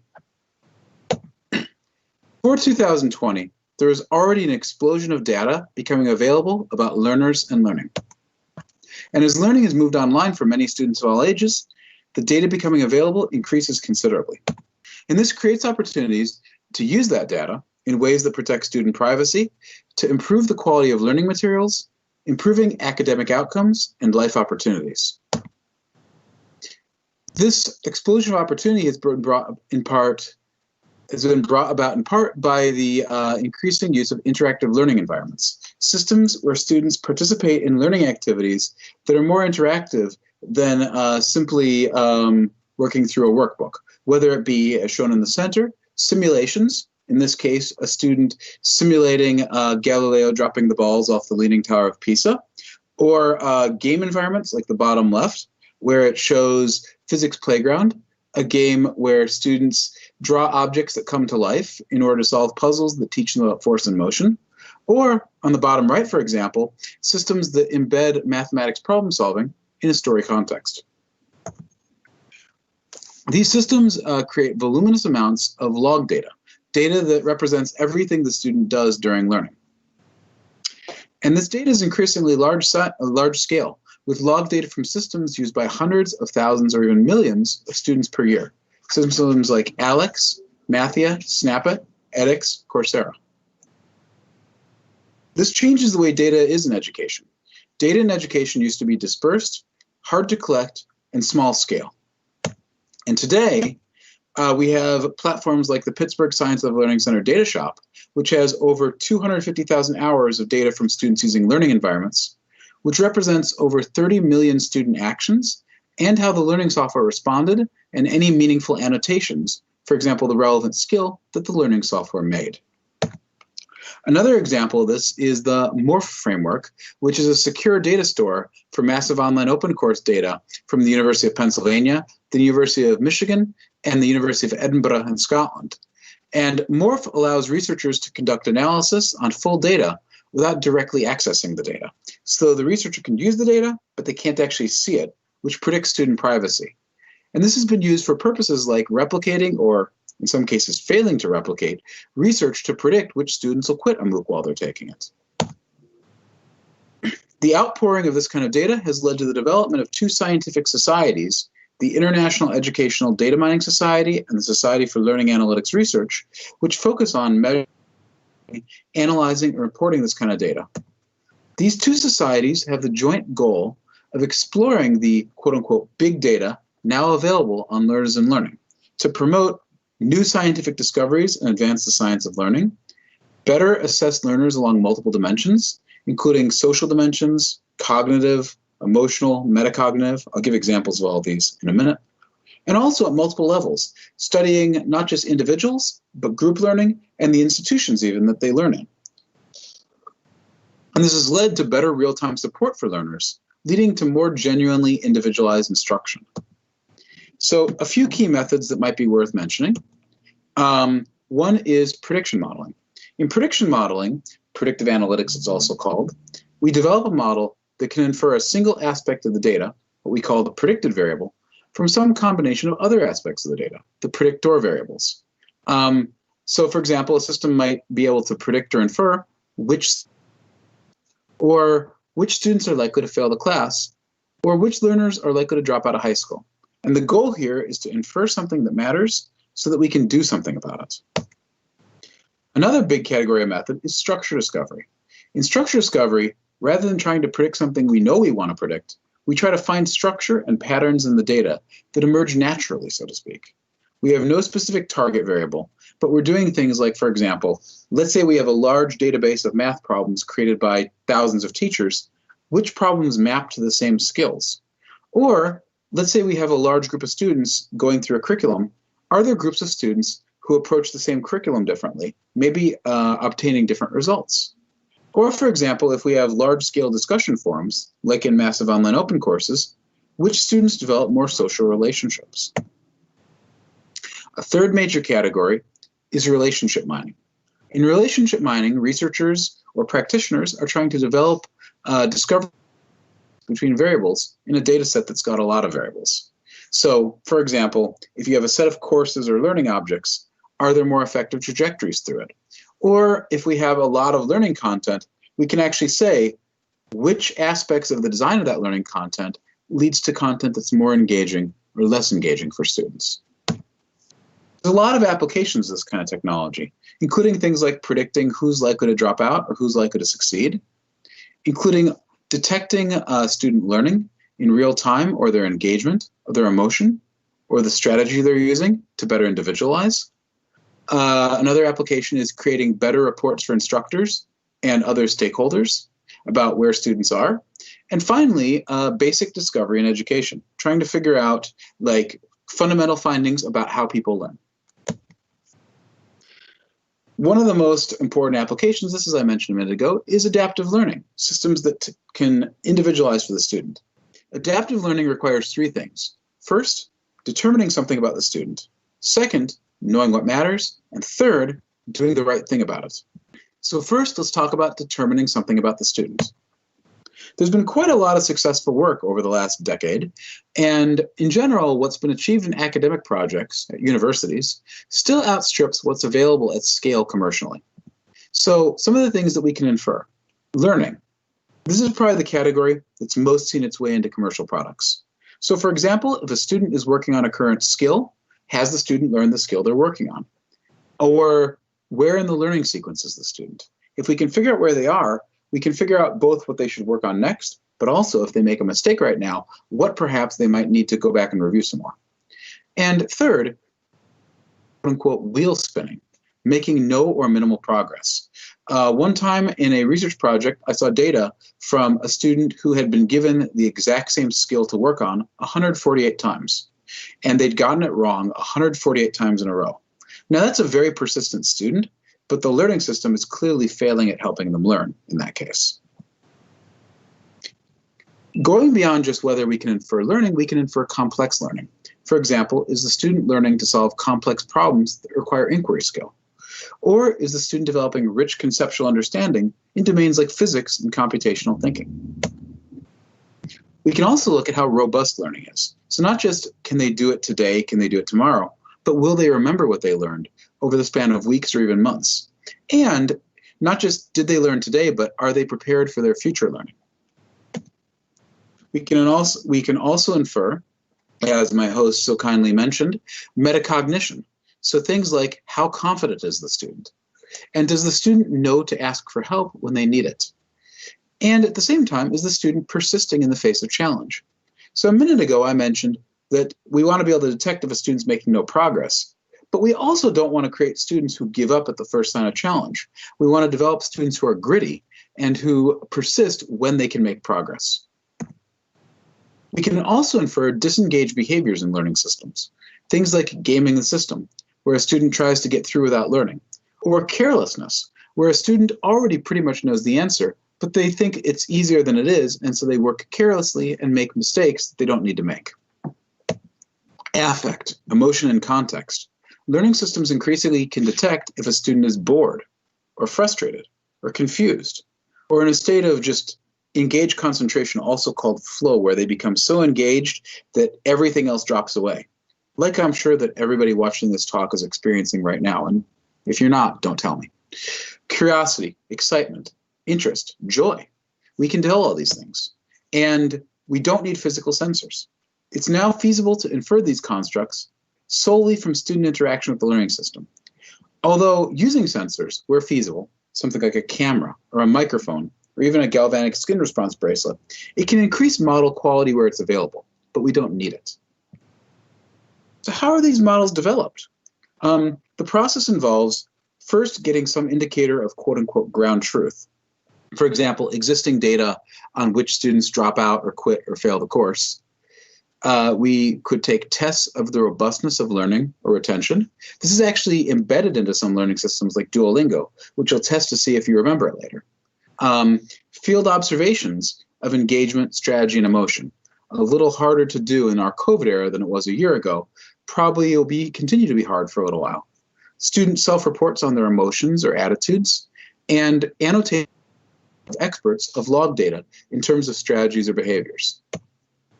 After we've got these indicators of ground truth, we use data mining to find indicators in the log data that co-occur with the ground truth.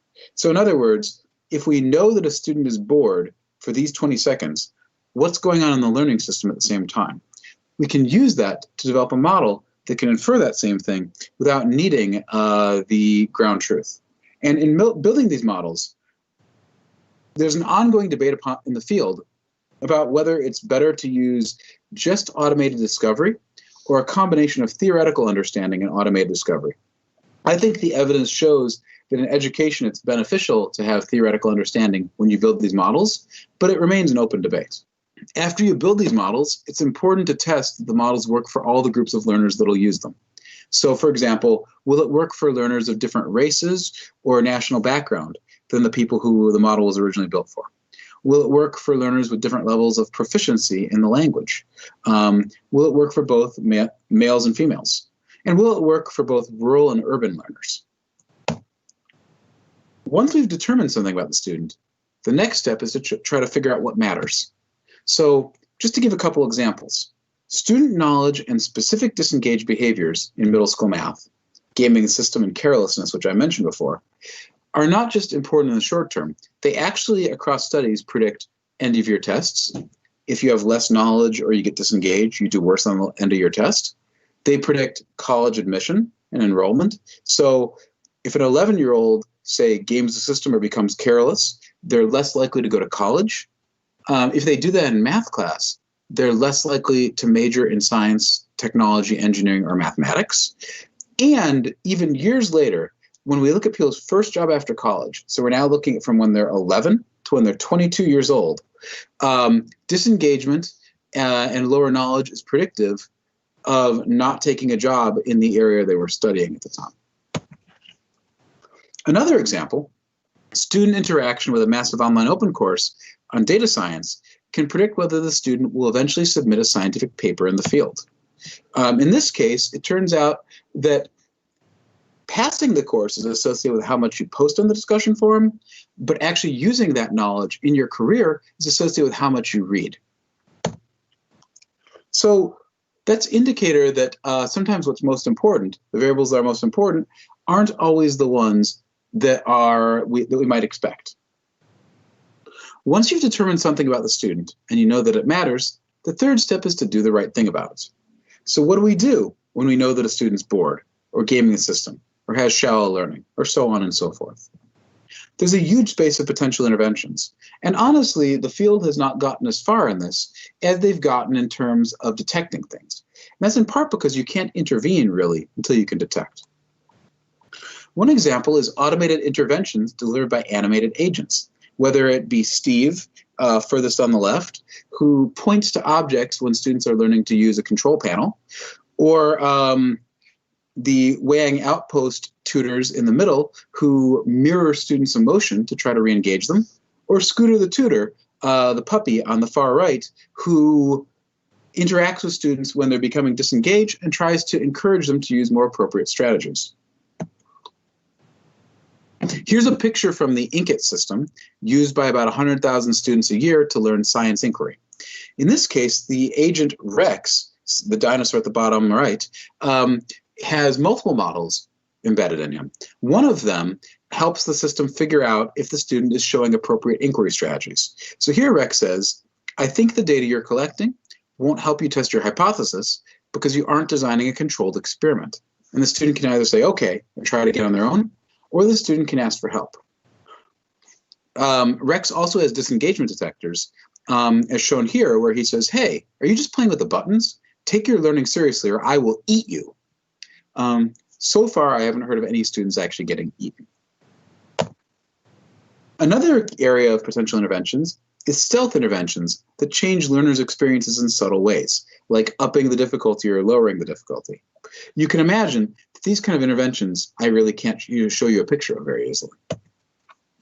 And there's also reports to instructors, other university or school personnel, the learners themselves. Here on the left, we see the Scolometer, which tells students and teachers how students are doing in a variety of skills. On the right, we see the Civitas system, which provides reports to school administrators about which students are at risk and why. Another example of real-time reports comes from the Assessments platform, which shows for a bunch of items how students are doing. These kind of tools have a few uses. Instructors can use them to review homework and discuss common errors at the beginning of class. And that's true both in middle school mathematics, where Assessments is most commonly used, but I also use Assessments in my graduate level classes for this purpose. In this case, you can pick out students who made specific errors that are conceptually interesting, ask students to explain their errors, and discuss correct solutions. You can also see which students are disengaged and communicate with them. Another example of this is systems that send out emails. In this case, for example, the on-task learning system actually allows instructors to set up messages that will be used in different contexts, or it can be used across several classes, and then presents it to the instructor upon certain triggers that are meaningful, and enables the instructor to tweak it or just send it out as is. One more category of how these models can be used, not with intervention, but is by improving design by looking at what content is working well or poorly. For example, maybe some content is learned more slowly than expected, or maybe there are unexpected patterns in student errors. And so we can use data to find these and improve the content for everybody. So there's a huge space of potential interventions, and each of these contains multitudes of possibilities. It's still an open area for the field, and it's an area of considerable ongoing research for my lab. So the big idea here is that thanks to the big data now becoming available on student learning and modern data mining methods, we can make inferences about students in real time that are predictive of long-term outcomes. The eventual goal, track a student's engagement, knowledge, or whatever we want to track right now, predict the longer-term impact, and then intervene to help re-engage students and support their learning. In other words, we predict the future so that we can change the future. Learning, that's more adaptive to individual learners' needs. There's lots of challenges, but there's lots of opportunities as well. So thank you all. I appreciate you attending my talk. I look forward to further discussions, and I'll open the floor to a few questions. Yes, because I have some questions for you. The first one, what would be your advice for those educational institutions that haven't started the learning analytics journey, and how could they start? Well, the great news that it's not too late is that it's not too late to do that. The first question for such an institution is, do you want to build your own approach, or do you want to contract it out? There's actually lots of great systems nowadays that institutions can just adopt. Systems for predicting who will drop out of college and helping to retain students, like Civitas or EAB. Systems for supporting instructors in tracking engagement and communicating with disengaged students, like Abelardo Pardo's OnTask, which I showed a minute ago. If you want to do it yourself, that's good too, but still you don't have to do it alone. There are a lot of researchers out there with extensive experience in learning analytics who can give useful advice. And I've actually had the opportunity myself to work with several universities to help them develop their learning analytics systems.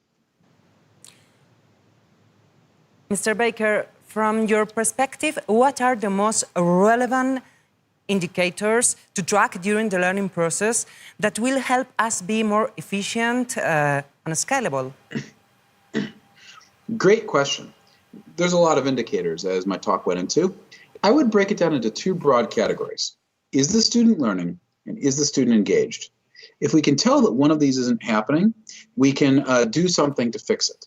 Making it efficient and scalable, you want to start with relatively simple versions of these indicators. But don't stop there. Refine as you go, improve the measures over time. Figure out where the biggest pain points are for students and instructors. A key concept in a required course that lots of students seem to struggle with, for example, and then figure out how to address it.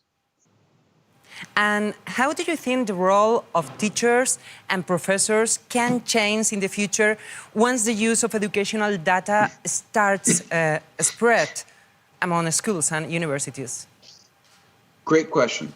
Teachers and professors will be just more essential than ever. You know, we wouldn't ask a doctor in the year 2020 to make medical decisions without medical tests.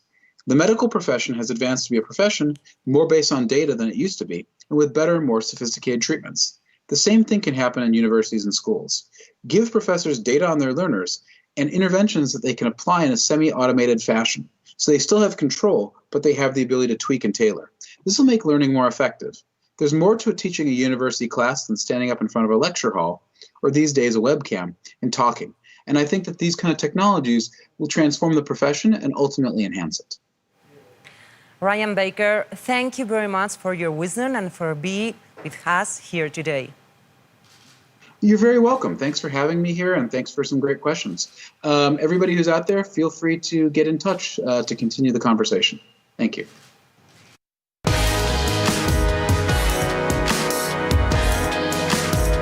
As Ryan Baker just perfectly explained, computer science has come to stay. And this has nothing to do with the Matrix movie. Actually, programming has gained more and more advocates over the years. There are even NGOs aimed at teaching programming to both kids and teenagers. Such is the case of Code.org, an organization that considers coding a fundamental subject in their educational program. Its founder, Hadi Partovi, perfectly knows what it's like to learn programming from an early age. Coming from a humble background, he moved from Iran to the United States at the age of 12. Once in the land of dreams, he would start a meteoric career that would make him become one of the top representatives of coding in the world. Hadi Partovi has worked as a general manager at Microsoft. He has been vice president at MySpace, founder of iLike, and usual consultant at Facebook and Dropbox. Today, he is also the CEO of Code.org, as well as an entrepreneur and tech investor. It is my pleasure to introduce you to Hadi Partovi. Mr. Partovi, bienvenido a Enlighted. Thank you very much. Con mucho gusto. It's a pleasure to be with you and speak with you today, although I'm in Seattle, Washington. But in this age of Zoom videos, we're all in one place together, it seems. I'm going to speak a little bit about the importance of teaching not only coding, but computer science as part of schools, as part of the curriculum because of not only the opportunity it gives to children, but also the importance of teaching creativity as part of education. I'll start with a personal story. My story starts with this picture. This is a photo of myself and my identical twin brother. I'm the one on the left. And this photo was taken in Tehran, Iran, when we were young. And the course of our life changed tremendously a few years after this photo, when the country had a revolution and a war with the neighboring country of Iraq. And I spent most of my early childhood in a basement while we were having bombs, falling from the sky as Saddam Hussein was trying to fight with the Iranian regime. But my life changed dramatically when my parents brought home a magical gift. They brought home a Commodore 64 that they got actually from Europe, but this wasn't the magical gift. It was a computer, but it had no games, no applications, no software. The real magical gift was a book, an introduction to computer programming. And with the help of my father, who was a physicist, and my mother, who was a computer scientist, my brother and I taught ourselves how to program computers. And we became really good at creating our own games and basically letting our own dreams come to life in that horrible environment. And so when I came to the United States as an Iranian immigrant, I really basically benefited from coming to the land of opportunity and living what is thought of as the American dream. And the American dream isn't just an American dream, it's a global ideal that if you work hard and put your mind and your energy to something, you can make your dreams come true. But that dream is really in a point where people are questioning whether that ideal of opportunity is equal in our world these days. Things are changing very rapidly. Because of the fourth industrial revolution, there's an impact on all aspects of society, and that's not including everybody. And that was true even a year ago or before this pandemic. Now in 2020, with the coming of this pandemic, inequalities are even increased. People with access to the internet are getting ahead of those without access. Wealth, access, geography are all dividing people and increasing the difference between the haves and the have-nots. And this also has an impact on education. At its highest point, COVID-19 forced school closures in 194 countries, impacting 1.6 billion students. And these schools, as they're reopening, haven't all reopened at the same level or in the same way, causing further inequality. And there's this challenge of how do we reset things? How do we give students opportunity? So one thing I talk about is basically the impact of technology on our labor force and our workforce. Regardless of the pandemic, if you look at what technology is doing in our world, if you start with today's workers, projections show that increased automation, robots, machine learning are gradually replacing today's work, so that by the year 2040, roughly half of all work that we do today is going to be done by software, by technology, by robots. We all know about this, but what can we do about this? Now, I talk about this in terms of the importance of teaching technology, but is everything about computer science and coding really about how to prepare students for the future of work? Is it only about coding? Actually, no. There's actually much more important and fundamental reasons to teach computer science in school, not just because it prepares students for jobs in technology, but because it helps make school itself better. Computer science in school can help students prepare for life regardless of what career they go into. So in terms of you think of the preparation school gives you for life, when I went to school, every student would learn what is the digestive system? How does a light bulb work? Or that a squared plus b squared equals c squared. We teach this to every student, even if they don't want to become a surgeon or an electrician or a mathematician, because it prepares you for life to understand how the world works. In the 21st century, it's equally fundamental to teach students what an algorithm is, or how the internet works, or how an app works. These things are changing society, they're changing every bit of industry, they're changing our democracy, and yet our schools don't teach the basics to students. The other reason to teach computer science in school is preparation for university and career, regardless of what field you go into, not just for the students who want to learn to become technologists. At this point, after 8 years of research on teaching computer science in schools, the research shows that students who study computer science in schools are outperforming in reading, writing, mathematics, and science. They have a better ability to solve problems and stronger executive functioning skills caused by their studying of computer science. They outperform in mathematics even once they reach high school. They have a 17% greater probability of going to university, of entering a four-year college. When they're in university, students who study computer science outperform at problem-solving skills. And then finally, when they graduate, they have higher salaries than their peers who don't study computer science. So if you think about this, this isn't just for the students who go into technology. Computer science helps you learn reading, writing, mathematics, science, problem solving, and it helps you get into university and get a better paying job. And then the biggest stereotype in computer science has recently been broken. People think that computer science is for those who understand math better. The research now shows that students with language skills are 8 times more likely to predict your success at learning computer science than math skills are, which is great news for language teachers. Teachers who are teaching language in schools can also teach computer science. They are closer to being computer scientists than the math teachers are. And students who have good language skills, especially students who are born or raised multilingual, which many of the students in Europe are going to have a leg up on students who only learn one language when it comes to learning computer science. The last reason to teach computer science in schools is because it makes school more engaging for the students and more fun for the teachers because how much the students engage. And the reason for this engagement is the creativity. The creativity comes from what you can build using computer science. As early as 3rd grade, students can build beautiful animations. And while they're doing this, they're learning about angles and functions, mathematical concepts that they're using to make beautiful images come to life. By the 7th grade, they can not only play games, they can make their own games. And by 10th or 11th grade, students can make their own apps. And while using this creativity, again, they're learning fundamental concepts of math or science or other subjects as well.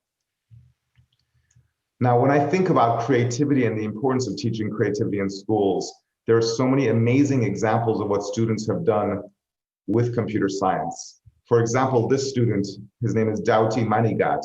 He's a 10th grader, and his creative idea was to make an app for female abuse victims disguised as a menstrual cycle tracker so that women could seek help in secret without placing a phone call. Just how creative is that idea? It's just incredible to think about it. Or here's a student, Sophie Saujani. She made an app to help local restaurants share their status at the very beginning of the COVID-19 lockdowns so people could know where they could get food. Or if you think about collaboration and the importance of teaching collaboration in schools, these students, Hannah Burr and her classmates, created an app to help their friends self-diagnose their mental health. And here's a student, Spencer Applegate. He's in a low-income school in a region where 1 out of every 6 friends in his school is homeless, doesn't even have a phone, can't afford food, and he wrote an app to recreate the game Tetris with just 100 lines of code. All of these students have been creating these things in school, and they're taught by their teachers. And the reason I mention this is most of us didn't learn how to do computer programming, how to create technology as part of school. Most of us as adults, we all have phones. We all have the experience of saying, oh, I wish there was an app that did this or that, or I wish they would make something. We should be thinking, I wish I made that app.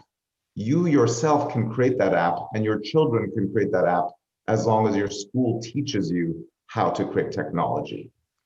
At this point in the United States, computer science has become the favorite subject in education, right behind dance, music, and arts. It's the thing students want to study the most, and it's not because they think they're going to have high-paying careers, which is also true, but it's because of the creativity. Consider the words of one of the teachers saying, after trying code.org in my 8th grade class, I've never ever seen my students so excited about learning as I did today. That's the way we want students to feel every day when they go to school.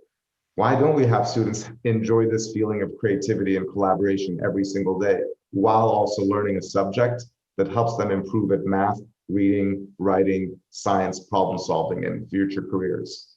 But the problem is most schools don't teach computer science. And it's not only about the schools that don't teach it, it's also an income disparity issue. It turns out that schools with lower income neighborhoods are less likely to teach computer science. If you're in a region that is poor, access to this subject is limited. Now, this isn't a problem that we can't solve. It's a problem that we are solving very, very rapidly. In just a few years, we've reached over 50 million students using the code.org platform, not because the students are using it, but because the schools are teaching computer science using code.org. And our students are almost half young women, almost half are underrepresented minorities, and almost half are students who can't afford their own food, but they're learning computer science as part of school. And what's better is these students have now created over 100 million projects on the code.org platform, exercising that creativity with technology as part of their school experience. Today, if you look at how much this movement has grown in just 7 years, within the United States, all 50 states have established policies to teach computer science within primary and secondary school. More than $250 million have been provided in funding to teach computer science, and more than 100,000 new teachers have begun teaching computer science. But this isn't limited to the United States. This is a movement that is global. Globally, 50 countries have announced plans to teach computer science in their schools, many of them much more ambitious than what's happening in the United States. If you look at countries like South Korea or Saudi Arabia or even Argentina, these countries are changing their education system from primary through secondary school to teach computer science. More than 1 million teachers globally have begun including computer science in their classrooms. And the Hour of Code, a movement that we started just 8 years ago to try just 1 hour of computer science, has now reached 1 billion served, which is one of the fastest growing movements in all of education. Now, this is a global movement that started with individual teachers like Juan Lonzano, who just south of where I live, he began deciding that he wants to teach computer science in his school, and he used code.org to start a classroom for computer science. And then he convinced teachers to bring this to the entire school, and then word spread. So eventually the entire region started doing it in the entire district. And then in the United States, all 50 states have changed policies and announced plans. And then lastly, globally, over 50 countries have announced plans for computer science. This is a global movement that we can strengthen and grow to bring this opportunity to all children. But still, the majority of schools don't teach computer science. And even with all this progress that we see, there are many, many students that we can help. Now, this year, as we usher in a new decade, a global pandemic threatens to widen the digital divide. We all know that this school year is difficult for education. Instructional time is down, and what's important for schools is to teach the basics, to give the most basic fundamentals so our students don't fall behind. And what's critical even in this year is to remember that computer science is part of the basics. And in an age of distance learning, when students are separated from their teachers, learning from their computers, learning computer science is even more natural. We're also at a point that computer science and the movement to teach computer science is an inflection point. It's at a point where we need to reestablish why teaching computer science is important. It's not just because of the careers or the opportunities. We need to teach computer science because it's about creativity and collaboration. These are fundamental skills that every student needs to learn, and the best way to teach them in schools is using computer science. We also need to teach computer science that it isn't just about technology jobs. Of course, coding and computer programming lead to the best paying, fastest growing, and largest sector of economic growth. But even after we fill all those jobs, we need to continue teaching computer science because it's a foundational, basic part of education. Lastly, we need to teach that computer science is about solving global problems. Humanity is at a historic crossroads, and educators have a role to play. At a time of a global pandemic, computer science holds the key to drug discovery and personalized medicine. At a time when democracy is suffering from a pandemic of misinformation, computer science holds the key to identifying fake news or moderating dialogue. And at a time when racism and xenophobia are colliding with a global economic recession, computer science holds the keys to opportunity, and teaching computer science equitably can build bridges across populations. When I learned computer science, classroom was about calculating the Fibonacci sequence of numbers. When Mark Zuckerberg learned computer science, it was about sharing information on the internet. Today, we need to shift computer science class to be about curing diseases, cleaning oceans, aiming for gender and race equality, and addressing global poverty. These are some of the largest problems of our time, and the only way the future generation will address these problems is with the power that technology gives us. And we need to teach them that power as part of their education system. And my final point is that computer science is about community. The community of teachers that have built this movement from just 1,000 teachers to 1 million teachers has really changed education in schools all around the world. 7 years ago, computer science was only being taught by thousands of teachers in the United States and hundreds of teachers in other countries. Now there are millions of teachers teaching this in schools, showing that we can change public education globally to prepare the next generation for the technology that is going to reshape our century. This movement is still small. If you look around the world, 90% of schools still don't teach computer science. Now in America, it's almost 50% of schools do it. But if you look in countries like in India or in rural Latin America or in the corners of Africa, most schools don't teach computer science. But 20 or 30 years from now, every school will be teaching it. And the people who are going to bring this to schools, who are changing education, are the teachers. Teachers are the most important players in this movement.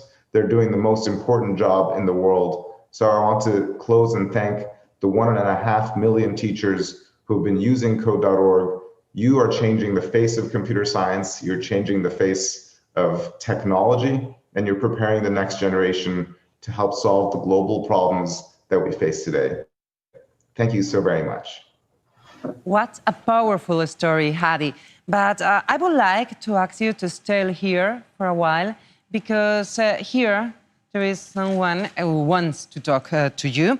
She's someone really interested in educational processes and systems. Please welcome Ainara Zubillaga, Director, Education and Trainer of Foundation Cotec. Ainara, you have some questions for Hadi Partovi. Thank you, Marta.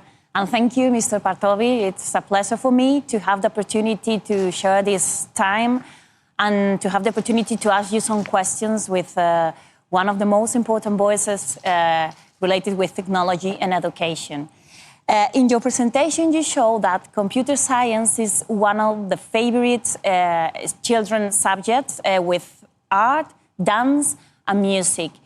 And this is very interesting because this is how to confluence two disciplines that, in principle, it seems completely different. I mean, the digital dimension and the artistic dimension. So how do you think we can combine them? I mean, we are talking about maths, engineer, and science, of course, but we are talking also about arts now. So how can we combine all these disciplines in order to promote and to improve the educational process?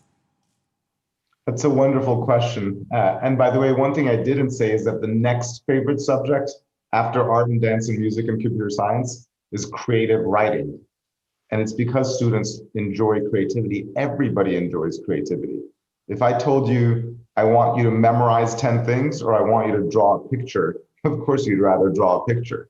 And how do we now teach these things with computer science? That's actually an easy problem, and it's part of why code.org has become so popular in schools. is because the challenges we teach in computer science using our curriculum combines art or music or even dance. My favorite example is we have an activity called the Code.org Dance Party. And what it is students can use coding to choreograph a dance. They can choose the dance moves, how to put the dance moves together, timing it to the music, controlling the dancers with their keyboards. And so you're making a dancing game. You can make a multiplayer dancing game to play with your friends, and you code it yourself. You choose your song from your favorite music. And so for students, that's bringing music and dance and creativity in a game all in the classroom, and they're also learning coding skills as part of creating that. Now that's something we do, but there's other, there's a platform built by a professor in the UK called Sonic Pi that is teaching students to create music using code. So they're becoming actually DJs, but instead of spinning discs, they're writing code to generate new sounds that have never been heard before. So everything that's happening in the world of creativity and entertainment, when you look at the actual world of industry, is using technology. All of today's movies are using computers for digital effects, and students themselves are very comfortable with this. If you go to any 13-year-old kid, if they've had enough time on a phone, they know more about video editing and all sorts of things than most adults do. And that's why we should teach them computer science as well, because they learn it very quickly. Just like a student learns a language much easier when they're young than when they're an adult, learning computer science is the same way. It just feels native and natural to them, even though as adults we're scared of this technology. And you point out that computer science is out of school, is out of the educational system.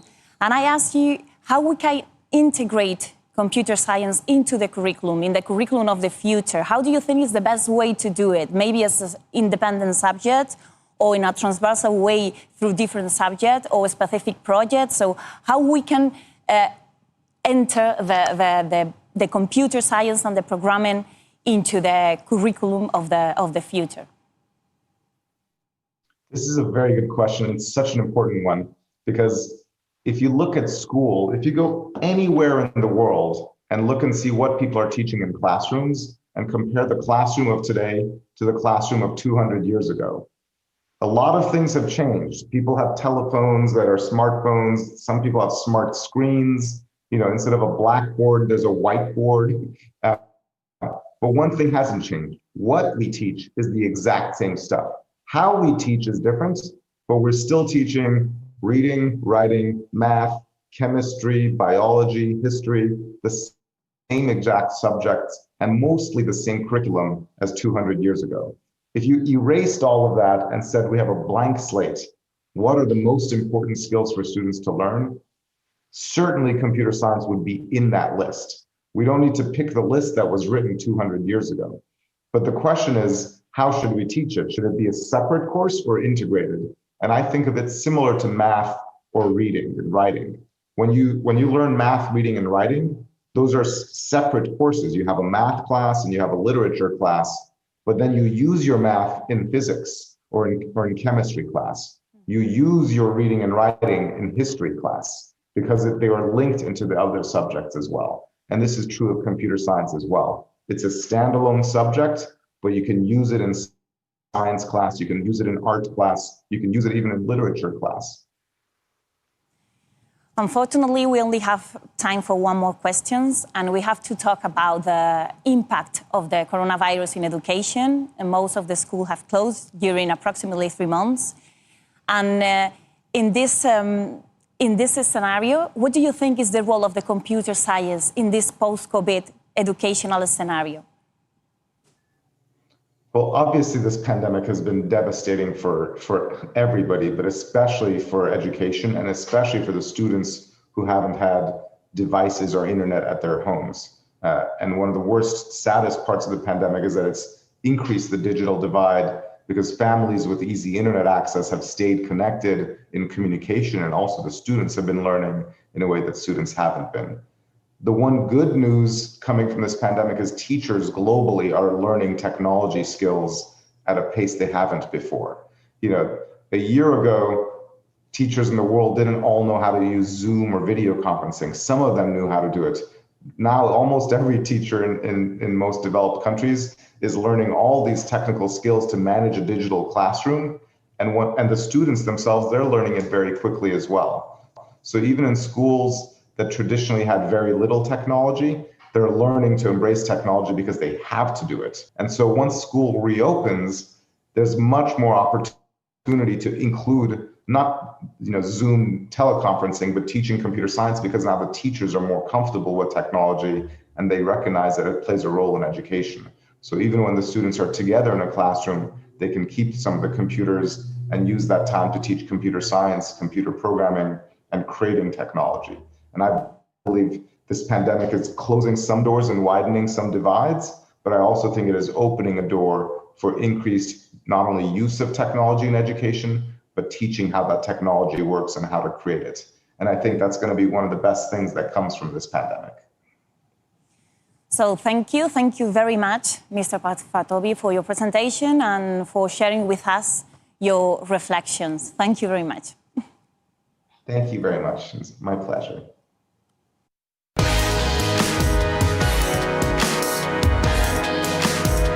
Thank you once again for joining us, Harry. It's been a pleasure. Ainara, please stay on set. You are not done with us yet. We have already talked about universities, online training, data mining, coding, disruptions, and many other things. But we have barely mentioned vocational training. Some studies conclude that a very high percentage of companies have issues to cover their offered positions. The reason? They cannot find profiles who match their needs. And this is certainly not because of the lack of candidates, but because they don't check every requirement needed for the job. This is known as the gap between education and employment. Quite a paradox, don't you think? How could we explain such a gap? If you want to know how, pay close attention to the upcoming panel. Ainara, the set is yours. Thank you. Welcome to the panel, Reimagine Technical and Vocational Education and Training to Solve for Employment and Inclusion. First of all, let me introduce the three speakers. For me, it's a pleasure to introduce Dr. Ramona Morchet, is the CEO and founder of Generation, a McKinsey initiative focused on close the gap between youth and unemployment. Olivier Cruzet is the head of pedagogy of School 42, a very special school without teachers and where all the students work as a team to face all different challenges. And Ricardo Pineda Vila, the CEO and founder of Banza, an educational company who help to training competences for the future of work. Welcome, three of you, Mona, Oliver, and Ricardo. Welcome to the panel. Thank you. Thank you. Thank you. Your projects are examples of other ways of organizing learning and employment and the combination between them and how technology can be used to do so. So to achieve that, what elements characterize each of your projects and what things you are doing in a different way to generate training and employment experience that are innovative and with real results? Who wants to start? Mona, for example? Happy to. So Generation is a nonprofit, and what we do is recruit, train, and place learners into careers that would otherwise be beyond their reach. So we started 6 years ago. We're now in 14 countries, And what we do is a full methodology that starts with pre-confirming job vacancies in 26 professions across our countries. We then have boot camps that are 4 to 12 weeks long, and it varies by the profession. And what we're doing is supporting our learners to master the activities that they'll need to perform at a high level in their chosen profession. In parallel, we offer social support services. And then once our learners have completed the program, they then interview with our employer partners, and then we continue to support them and to track their progress once they're on the job. And so what we found is that to support those learners that face the most challenge, it is critical to be able to deliver these 7 components together so that we can ensure their success. Thank you. Olivier? Well, about about 42. It's a school that have been created 7 years ago in Paris, France, and now it's 32 campuses all around the world. And the main two big differences that you can find in this ICT training in higher education. At first, it's a very unusual selection process. We want to detect ICT talent regardless the school background and regardless the educational background. So it means that the school is completely free for the students, and also there is no degree requirement to apply to 42. And during the selection process, we do have a special 4 weeks long immersion, just like a boot camp that is called La Piscine, it's a French word for swimming pool. And during these 4 weeks, the students are discovering our second very special point, it's our pedagogical model. In 42, as you already mentioned, there is no teacher, there is no lecture, there is no MOOC, and our students are facing software development challenges. They need to look for information, to filter this information, because online it's very easy to find a lot of obsolete or irrelevant or false information regarding ICT and regarding coding. Our students need to create a piece of software, and to do this, they need to collaborate. Because during such kind of debate with their neighbors and their friends, they will be able to create some collective intelligence. All our curriculum is completely gamified, and our students progress at their own pace, on their own path. So it's something that is very unusual regarding the classic academia training that you can find in university or in engineering schools in France. And Ricardo, what do you think is the most characteristic element of your project, Banza? Well, Ainara, first of all, thank you so much for this invitation. I hope I can learn a lot from Mona and Olivier. So let me tell you about Banza. Banza is a corporate training company focused on blended and virtual training for the future of work. And more than that, we are focused on increasing the productivity of different companies in Latin America and also improving people's life through education. What we do is pretty simple. We have two different services, Create and Learn. We create online educational content. That means educational game, podcasts, educational videos, and so on for different companies. And the other one is what we call Learn. We offer blended training in the 10 most important soft skills, or what we call skills for the future, through an innovative educational model. What we do is that we measure the soft skills gap using artificial intelligence. Then the students receive micro-learning or short learning capsules every day. So they start like a new habit of learning. We use gamification, so they improve and they see the results. And then they met with the teacher, with the coach, and they facilitate all the learnings with the different students. After that, they apply the learning and we measure the impact. During the last 5 years, we have been working with more than 300 companies in Latin America. And more important, we have trained 300,000 students. And what is more crucial is that if you invest $1 in training with Banza, you will get $3 in return. Thank you. And now we talk about collaboration. Many of the current challenges are organizing around alliances and collaborations. And this is, I think, part of your projects too. So what role do you think have the collaborations and the different agents that are involved in your projects? And what role they have in the success of your projects? For example, Olivier, in School 42. Well, collaboration is definitely a key part. First, in our pedagogical model, inside the school, inside our community, between our own students. As if they don't collaborate, if they do not start projects with a team, if they do not ask questions outside their own team, they will be completely lost and they won't be able to progress inside the curriculum. But of course, we want our students to learn how to collaborate with companies, to learn how to collaborate with students from other kind of schools. We do have a lot of hackathon conferences and meetup where our students can definitely exchange, debate, and work actively on different topics. And we also mix our students with students from business school, for example. We are doing this in Paris with HEC, the most famous French business school, but also with art and design school. This will bring to our students team that they will meet during their job and during their career. They will have to work with such kind of profiles during their career.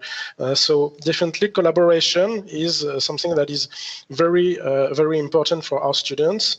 And we try to recreate many kind of situations that they will face during their whole career. Ricardo, and how do you manage the collaboration dimension in Banza?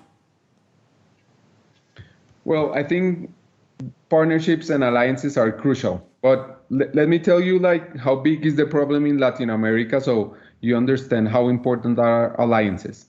Half of the companies complain that they don't have the required skills to be more productive. And if you pick 10 students at the age of 4, based on the dropout rates, only one of them will end college. And the third fact is that the training budget, which is really low in Latin America, like 1% of their total budget, is spent 75% on directors and C-level, and only 25% on blue-collar workers, who are the ones who have the biggest skills gap. So partnership for us, what we've been doing is we partner with the Association of Human Resources so we can improve the corporate training and raise awareness of how important it is to train blue-collar workers. And second, we partner with the most important NGO in Colombia, which is Fundación Corona, that is focused on education for work, to understand why people stay more time in their job. And we found out really interesting things that we are sharing, so people start improving the skills for the base of the pyramid in Latin America. So we need to solve this vicious cycle of low income, low productivity, and low education in Latin America through important partnerships. Mona, what's the role of the alliances in Generation? So when we designed Generation, it was very much from the spirit of how do we embed our methodology inside institutions that already exist in the education to employment system. So for example, Generation partners with vocational or technical institutions in multiple countries across the world, whereby we are supporting their instructors to teach the Generation program. We also partner with nonprofits to work with us to provide the appropriate mentorship to our learners. And we obviously partner with our employers. So today, Generation works with 3,000 employers across the world. We have 75 implementation partners, and in that way, we've been able to now reach 38,500 graduates with an 86% job placement rate within 3 months. And that's only possible because we've been able to literally embed ourselves inside the community infrastructure. So now let's talk about the last part of the title of the panel, the inclusion. And technology is another key element of the 3 projects, and both in content and in ways you work with the technology. But this crisis, the pandemic, shows especially the limitation of the technologies and makes more visible than ever the digital divide, for example. So how do you manage in your project this project with high technical component, but how you oriented the technology in order to put in service to the inclusion? How do you avoid the digital divide in your project, and how can you include the technology, but in order to include other people and maybe some groups of minorities? For example, we are starting with Ricardo now. Well, The future of education, in my opinion, is the combination of the best element of online and offline education. I don't think we're going to focus only on online learning, because for us, the teacher plays a key role. So what we've been doing with the technology is how can we expand the impact, and also how can we improve the teacher experience and the students' results. So we do 4 things. Make learning fun and easy. We combine different methodologies to make learning fun, and also our technology works really effective in mobile devices, which is crucial for LATAM workers. Another thing is that education for the future of work should focus more on activation instead of motivation. One of the disadvantages of our modern brain and the ability to imagine things is that we often spend more time thinking about action than taking action. So technology help us to achieve this, so people can implement all the learnings. And finally, we create new habits with these micro capsules, micro learning, and we measure the impact of the training, so the students and the companies see the results of the education programs that we have. So in conclusion, I've just Bezos said there is no day 2, every day is day 1. Learning is really, really important with action, and technology help us to increase that impact. Mona, what's in Generation the role of inclusion in the foundation of the project? Yeah, I mean, so for Generation, we are founded on how do you break bias barriers and enable inclusion. That's the entire focus of our work in all of our countries.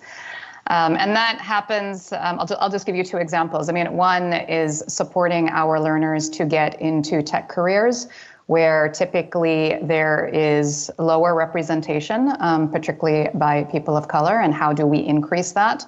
It's also about supporting more women to enter into tech careers. So for example, across our programs globally, for our tech programs, 60% of our learners are female. And that's much higher than typically what you find in the tech workforce for females. We also recently launched a regeneration program which focuses on learners in their 40s and 50s and how we also support them to enter into tech careers when often there can be biases on that front. So that's one side. The other side is just simply how we use data and our own internal tech, if you will, to support our learners to be more successful. So we now have 7 million data points across our learners, from their socioeconomic profile when they apply to us, to their performance in the boot camp, to their performance on the job. And so now we're able to use predictive analytics to be able to figure out how we can even more proactively support different profiles so that we increase the likelihood of their success. So those are just some of the ways that we bring inclusion to life in Generation. And Olivier, in School 42, how do you manage the inclusion? How do you ensure that you are not the digital divide is a barrier?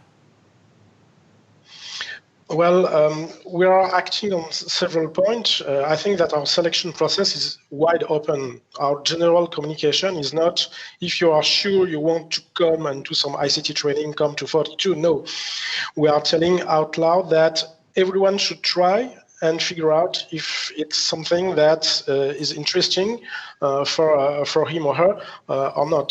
So everyone above 18 years old can apply. And the fact that the school is free, the fact that there is no school background asked to apply is something that allow to have a higher inclusion during our selection process. And for example, more than half of our students never did code before. 42 is an ICT and a coding school, but it's completely suitable for someone who never coded before, someone who was, well, maybe not very far away from digital, but someone who was not deep into digital. Also, we do have, just like Mona, some action about gender equality. We try to attract more women. In France, it's usually no more than 15% or 20%, and we try to increase also this number. And we also try to have inside our campuses a very warm welcome for anyone, whatever the difference of each individual. And across our entire network, we also did noted that, for example, from one country to another, there can be a very strong difference regarding access to digital. For example, our two campuses in Morocco, it was very complicated during the pandemic because of low internet access and difficulties to have some computers at home. So that's why so far in all our campus, someone who is very far from digital can still progress, because we do have huge computer rooms, and students can just on their own can just come on campus and have access to computers and to all the hardware needed to progress inside the curriculum. We think that's also something that is right now still interesting to increase inclusion, digital inclusion for many people in very poor or difficult situations. The three projects maybe are very attractive for the companies, maybe more than the traditional educational offer. So why do you think your projects are so attractive to the companies, to the work environment? Because why the projects fits better with the dynamic of the companies, with the way the companies are working? Or what do you think is so attractive the project for the company? Mona, for example, generation. What's the most attractive element? Sure. So our commitment to our employer partners is that we are going to deliver high caliber talent that is going to be high productivity, that's going to achieve high quality outcomes, and that's also going to bring diversity to their workforce. And whether it is about filling jobs where currently there's scarcity, or whether it is about reducing attrition issues at the company, not only are we providing that pipeline, but we're also measuring with our employer partners that we're actually achieving those goals. And it's that evidence base and continuously demonstrating it now, across 26 professions in 14 countries, that enables our employer partners to continue to be with us. Olivier, what's the most attractive element of your project to the companies? I think we at least have exactly the same element here. It's a very high instant productivity for the companies who are in deep need of ICT professionals. I think that also companies do like students from 42 and alumni from 42 because of this agile state of mind that our pedagogical model try to give and to develop among our students. They will be able to solve new kind of problems. They will be able to be pioneer, to think out of the box, and it's something that is very well appreciated for companies, and they can do some innovation based on this different point of views among their salaries, employees, and with our own students. I think it's definitely why the companies like hiring our students after the curriculum. And Ricardo, what can you tell us about Banza? Well, I will say that our educational model is the best thing that we have. Basically, what we do is measure the initial gap that the students have, then create new habits of learning, then combining the best things of offline education and online education, and then showing results to the company to see that training is a really good investment for them and their employees. How do you perceive in this setting the combination between the traditional educational offer, for example, in universities, and the educational offer that you are offering in your projects? And how do you perceive the consistency between both in the same labor market? Olivier, for example, do you have a relationship with universities? Actually, we don't have any kind of relationship with universities because they're very far from our pedagogical model. It's more private school in higher education who are way more interested in some kind of collaboration because they are already evolving and trying to adapt to develop the skills, the expected skills from the labor market. It looks like, at least in France, it's a little bit more complicated. And I think that anyway, we still need to have some diversity in education. Our pedagogical model is not suitable for everyone. Not everyone can succeed. And we are creating a different kind of elite, I would say. And university should also be an alternate path for other students that would like to also learn ICT, but maybe in a different way and with a different approach. So I think that keeping this diversity in education is something that is still interesting. And for example, our students are immediately going to launch their career, and we do not have students who are going to do some theoretical research, for example. And I think it's also something that should be kept and should not be completely put apart. So both pedagogical models should exist, and maybe why not other and different pedagogical model also should exist, so everyone can find a suitable learning path for him to lead them to a successful career. Mona, in Generation, what's this relationship? Do you have any relationship with universities or other formal educational institutions? We do have formal relationships with technical vocational institutions.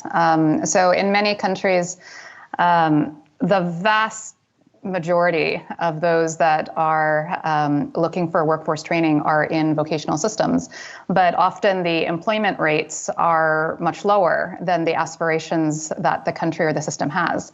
And so what we do is we work with these vocational institutions to embed our methodology in their classrooms and in their systems so that we can support them to increase employment rates and income gain for their learners. What I'll say about universities more broadly, though, is that particularly in the wake of COVID and the mass unemployment that the world is now facing, people want jobs now. And what that means is people are not going to be willing to invest in higher education unless they know that there is a job that is linked to it. And so increasingly, I would say higher education systems need to reflect on how to offer programs that take months as opposed to years, and that actually deliver employment outcomes. And Ricardo, in Banza, do you have any relationship with educational institutions or universities? We work with some educational institutions. Basically, we help them solve the soft skills gap that some of the students have. And I think regarding your question, we need a lot of vocational training, universities, boot camps, different solutions in education that obviously are related to employment, but that are related to change the informal economy in our region of Latin America. Half of the economy in Latin America is informal, and most of the adults who work in this informal economy didn't even finish primary education. So we need to create new educational models where people can, like in Germany, study, work, experience what it means to work, and then go back and study and create like new learning and career path, not only between vocational training and university, but also create like a career in become like a master's in something related with vocational training education. And therefore we can change like the informal economy and increase the productivity and competitiveness of Latin America. So for me, they're crucial for the economy. And just to finish, I want to ask you a short reflection about what's the impact of the pandemic, of the coronavirus, the crisis, on your project. Do you think your projects now are stronger than before the appearance of the coronavirus? Ricardo, we can start with you.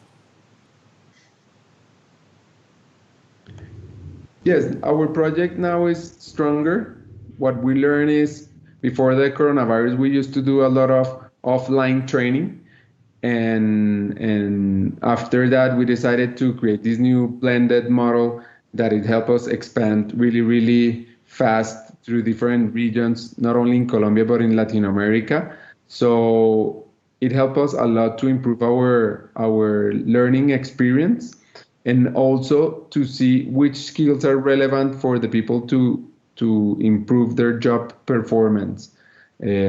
So yeah, even though that companies are reducing the training budget, we kind of solve that through different training solutions, and it helped us grow this year.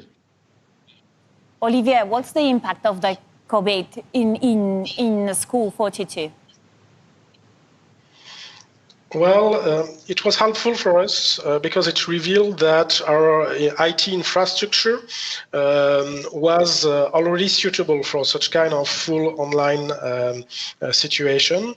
But it also revealed that actually half of our students were not ready yet.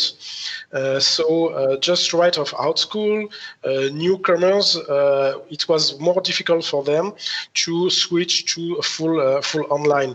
So of course, with all the team, all the different campuses and the different situation in different countries, we had a lot of talks about how we could evolve our pedagogical model, our logistics, to try to help and to bring all the students who could be a little bit lost at the beginning of the pandemic. So we try, just like we ask our students to develop an agile state of mind to face the future, to face new technologies, we also try to keep an agile state of mind among our own staff to be able to always adapt and to always react in front of such kind of very unusual event. And Mona, now generation is stronger after the COVID? So in the wake of COVID, the population that is unemployed and needs support just grew dramatically across the world. And so we're certainly seeing high demand. Two things I think we learned. One is we began experimenting with a set of online tools to support each of the 7 steps of our methodology. And that is certainly making us stronger as we do that. And second, we also learned to use our assets in different ways. So for example, one of the things we did was our curriculum and instruction team, we worked with healthcare systems in multiple countries to create an online activity-based COVID-19 training for healthcare workers. And so over about 5 months, we supported 250,000 healthcare workers to be trained in the skills to treat COVID-19 patients. So we've also learned how to use the assets of our institutions in different ways than we had perhaps originally intended. So thank you, three of us. It was a pleasure to share this time with you and to have the opportunity to know a little bit more about your project. Thank you, Mona, thank you, Olivier, and thank you, Ricardo.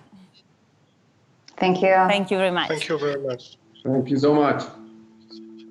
Y muchísimas gracias a ti, Ainara, por moderar este debate tan revelador. 7:02 de la tarde y es el momento de descubrir más cosas sobre la formación profesional, pero no va a ser desde aquí. Vamos a irnos hasta el espacio Fundación Telefónica, donde ya están preparados los invitados de la próxima mesa redonda. Vamos a saludar ya a Luis Miguel Olivas, director de Empleabilidad e Innovación Educativa en Fundación Telefónica. ¿Qué tal, Luis Miguel? Cuéntanos, ¿cómo estás? Hola Marta, pues bueno, muchas gracias. No sabes la buena energía que hay aquí en el plató. Además vamos a estar en Madrid, vamos a conectar Barcelona, Madrid con el resto del mundo, pero es verdad que prometemos no hablar de fútbol esta vez, ¿eh? Tenemos cosas más interesantes. Yo agradezco mucho que no hablemos hoy de fútbol. Además tenéis ahí muy buena energía. No es necesario hablar de las malas noticias de ayer. Así que cuéntanos, queremos saber ya de qué vais a hablar. Sabemos que de formación profesional y de otros modelos alternativos. Pero cuéntanos, Luis Miguel, ¿con quién estás? Pues muchas gracias, Marta. Bueno, lo primero de todo, buenas tardes, buenos días a muchos de vosotros que nos estáis siguiendo. Es un placer para mí moderar esta mesa aquí en el corazón de Madrid, en nuestra casa, en nuestro espacio querido de Fundación Telefónica. Vale, gracias. Y además el cuarto día en Enlighted, ¿no? Un cuarto día ya muy intensivo. Estamos a punto de finalizar y realmente, bueno, pues con muchas ganas, como decía, de compartir esta mesa con los compañeros que tenemos aquí. Lo primero de todo quiero agradecer, y me vais a permitir que me extienda un poquito, porque quiero agradecer a mucha gente. Lo primero, gracias a todos los que nos estáis siguiendo a través de los canales, redes sociales, casi 40.000 personas inscritas de más de 100 países, sobre todo con una gran atracción a Latinoamérica, a los que os mandamos un bonito y un lindo saludo. Gracias también a todo el equipo que estáis detrás haciendo que esto sea posible y que no solo que sea posible, sino que sea un éxito, ¿no? Tanto en cámaras, en ordenador, en móvil, está siendo súper intensivo.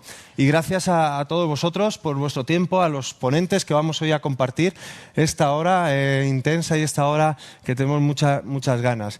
Yo, en primer lugar, aquí a mi izquierda tenemos a Ignacio Castillo, director general de Immunity Technology Institute. Ahora te conoceremos un poquito más, Ignacio. Iker también, Iker, que es el CEO de The Bridge, que tiene también mucho que aportarnos. Pilar Mascaraque, que es docente y además responsable de la metodología de aulas de emprendimiento dentro del IES Vallecas Madrid, que también tiene mucho que hablar de la formación profesional. Y también, como decía, al otro lado de la pantalla, Clara Basols, que por las restricciones que conocemos, pues no ha querido perderse de estar con nosotros y está conectada desde Barcelona, directora general de Fundación Westermann. Bienvenida, Clara. Muchísimas gracias. En primer lugar, permitidme que mis primeras palabras vayan un poco para todas esas personas que están teniendo dificultades tanto de salud como dificultades laborales. Nuestra mayor empatía y solidaridad. Realmente esperamos transmitir en estos momentos también mensajes de ilusión, de optimismo, que los hay, ¿no? Pero queríamos empatizar muchísimo con vosotros, muchísimo ánimo, y vamos a empezar ya directamente a hablar de formación profesional y de una formación también alternativa. Hay, ¿no? Comentábamos antes entre bambalinas, hay vida más allá de la universidad. Bueno, pues vamos a ver qué sale de esta mesa. Y además, en esta crisis del COVID, lo que también sabemos es que, bueno, se ha roto el paradigma también de lo que venía siendo la educación, el aprendizaje. Hemos visto una aceleración de la digitalización en todos los sectores productivos, también en el sector de la educación. Y como decía el otro día, y quiero leer textualmente nuestro presidente de Telefónica, José María Álvarez Payete, va a haber un cambio en la naturaleza del empleo y, por tanto, la sociedad tendrá que hacer un esfuerzo importante para generar esos empleos. Y añadía: la solución está en la educación, no solo en la educación universitaria, sino principalmente en la formación profesional. Estamos en unos números en España y en algún país de Latinoamérica sorprendentes. Estamos con un 31% de tasa de desempleo juvenil en España. En Latinoamérica, Argentina un 26%, Chile y Colombia casi un 20%. Luego hay países que también nos siguen mucho desde México. Mandamos un saludo a México, Ecuador y Perú, que tienen tasas entre el 7 y el 9%. Y por otro lado, antes del COVID y ahora en el COVID también, se están quedando puestos de trabajo sin cubrir y ahora se van a acelerar la demanda de perfiles digitales. Además, si hablamos de la formación técnica profesional, como también se llama en muchos países de Latinoamérica, por poneros también un ejemplo muy llamativo. España, solo el 12% de los alumnos en España estudia formación profesional entre los que tienen 15 y 19 años. En la Unión Europea, el 29%. Vamos al mercado laboral y el 38% de las ofertas de empleo demandan estos perfiles. El 38%, y se espera que vaya en auge, que vaya creciendo en los próximos años. ¿Qué está pasando? Pues para empezar, quiero empezar contigo, Pilar, la docente del panel, docente de la formación profesional, como comentaba antes. En tu opinión personal y como profesora, como educadora en la formación profesional, ¿qué barreras crees que se está encontrando la formación profesional y, de alguna forma, qué hay que hacer también para cambiar el estereotipo o qué está pasando con los estereotipos sociales? ¿Qué opina la sociedad de la imagen de un perfil de formación profesional? Buenas tardes, Luis Miguel. Muchísimas gracias por contar conmigo y por dar este espacio a la FP en un momento tan oportuno. Pues respondiendo a tu pregunta, yo creo que, sin querer ser exhaustiva, yo diría la fundamental barrera es de carácter sociocultural. La FP viene siendo la segundona del sistema educativo, la cenicienta. Hay un prejuicio sociocultural en las familias, en la sociedad en general, que hace que no se vea como una opción interesante. Sin embargo, como dice un amigo mío, la realidad es testaruda y los hechos están ahí encima de la mesa y se impone, ¿no? La FP está colocando más y mejor que la universidad, y estos datos están ahí para las empresas, están ahí para las familias, están ahí para los estudiantes que empiezan a percibirla ya como una posibilidad de inserción sociolaboral al alcance de su mano y que inserta de una manera rápida y eficaz. Y eso es algo que les interesa a los alumnos, les interesa a las familias, especialmente en estos momentos tan complicados donde encontrar un trabajo es una urgencia para tantas personas, ¿no? Y un poco, yo quiero que compartas con todos nosotros, y es un ejemplo que puede servir muchísimo a muchísimos docentes y a muchísimos centros educativos de formación profesional, el tema de las aulas de emprendimiento. Tú ya en otro instituto, previo al que estás ahora, innovaste, implementasteis una metodología diferente, las aulas de emprendimiento dentro de la formación profesional, que además el Ministerio de Educación y Formación Profesional en España ahora os pide ayuda para poder escalar esa metodología. Cuéntanos un poco más, Pilar. Pues sí, la verdad es que está siendo una experiencia preciosa, ¿no? Para los que no estéis muy familiarizados con los planes de estudios de la FP, en todos los ciclos formativos, en todas las familias, hay 2 módulos. En FP no hablamos de asignaturas, sino de módulos. En todas las familias tenemos 2 módulos, que son los de mi especialidad, que se llaman formación y orientación laboral, y son conocimientos básicos del mundo laboral, y empresa, iniciativa emprendedora en segundo año, ¿no? Entonces, nosotros dijimos, bueno, ya que les enseñamos a montar una empresa, ¿por qué no les ayudamos a montarla? Perdón, ¿por qué no les ayudamos a montarla? Y bueno, nos pusimos manos a la obra, nos remangamos, empezamos a hacer un diseño de cómo podría echar esto a andar. Y para nuestra sorpresa y nuestro entusiasmo encajó muy bien, gustó mucho. Fuimos a contarlo a los centros educativos, a los docentes. Salimos mucho del instituto a explicar un poquito lo que queríamos hacer. Tuvimos muy buena acogida en la Consejería de Educación y también en las empresas y en las universidades. Volvíamos al instituto cada vez que salíamos a contarlo más contentos, ¿no?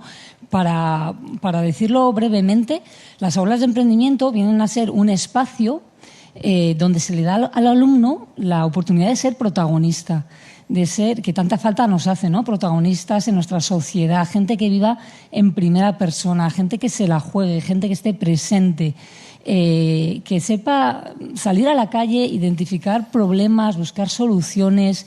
Entonces, en las aulas de emprendimiento, el deseo, la intención es que el alumno pueda volcar todos los conocimientos que adquiere en los diferentes módulos, que lo pueda volcar en un proyecto concreto, ¿no? Acompañado por un tutor, realizando una serie de mentorías, va atravesando una serie de etapas y va avanzando en su proyecto.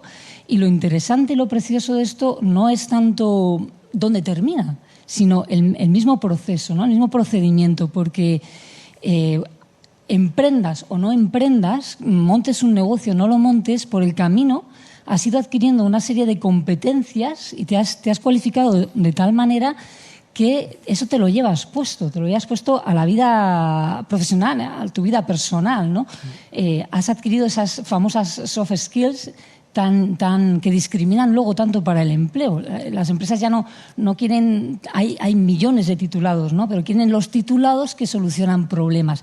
Y si tú empiezas a tratar de responder a tus propios problemas, a los de tu proyecto, eso te va amueblando mucho la cabeza, te va dando muchas oportunidades. Importante, Pilar, algunos términos que ya has dejado así en la mesa. El alumno protagonista busca de soluciones, hay que salir a la calle a buscar esas soluciones, y también el proceso como una vía de aprendizaje, ¿no? Clara, desde Barcelona, muchas gracias, como decía, por estar con nosotros. Desde Fundación Westermann lleváis muchos años trabajando en la formación profesional dual, ¿no? En esa dualidad, empresa y educación. Pero por otro lado también en algunos países está funcionando muy bien, en algunos países europeos, en España con mayores dificultades. En 2012 creo que fue la primera regulación, ¿verdad? ¿Por qué no ha avanzado más esa FP dual, Clara? Buenas tardes a todos y muchas gracias por invitarme a participar en esta interesante mesa.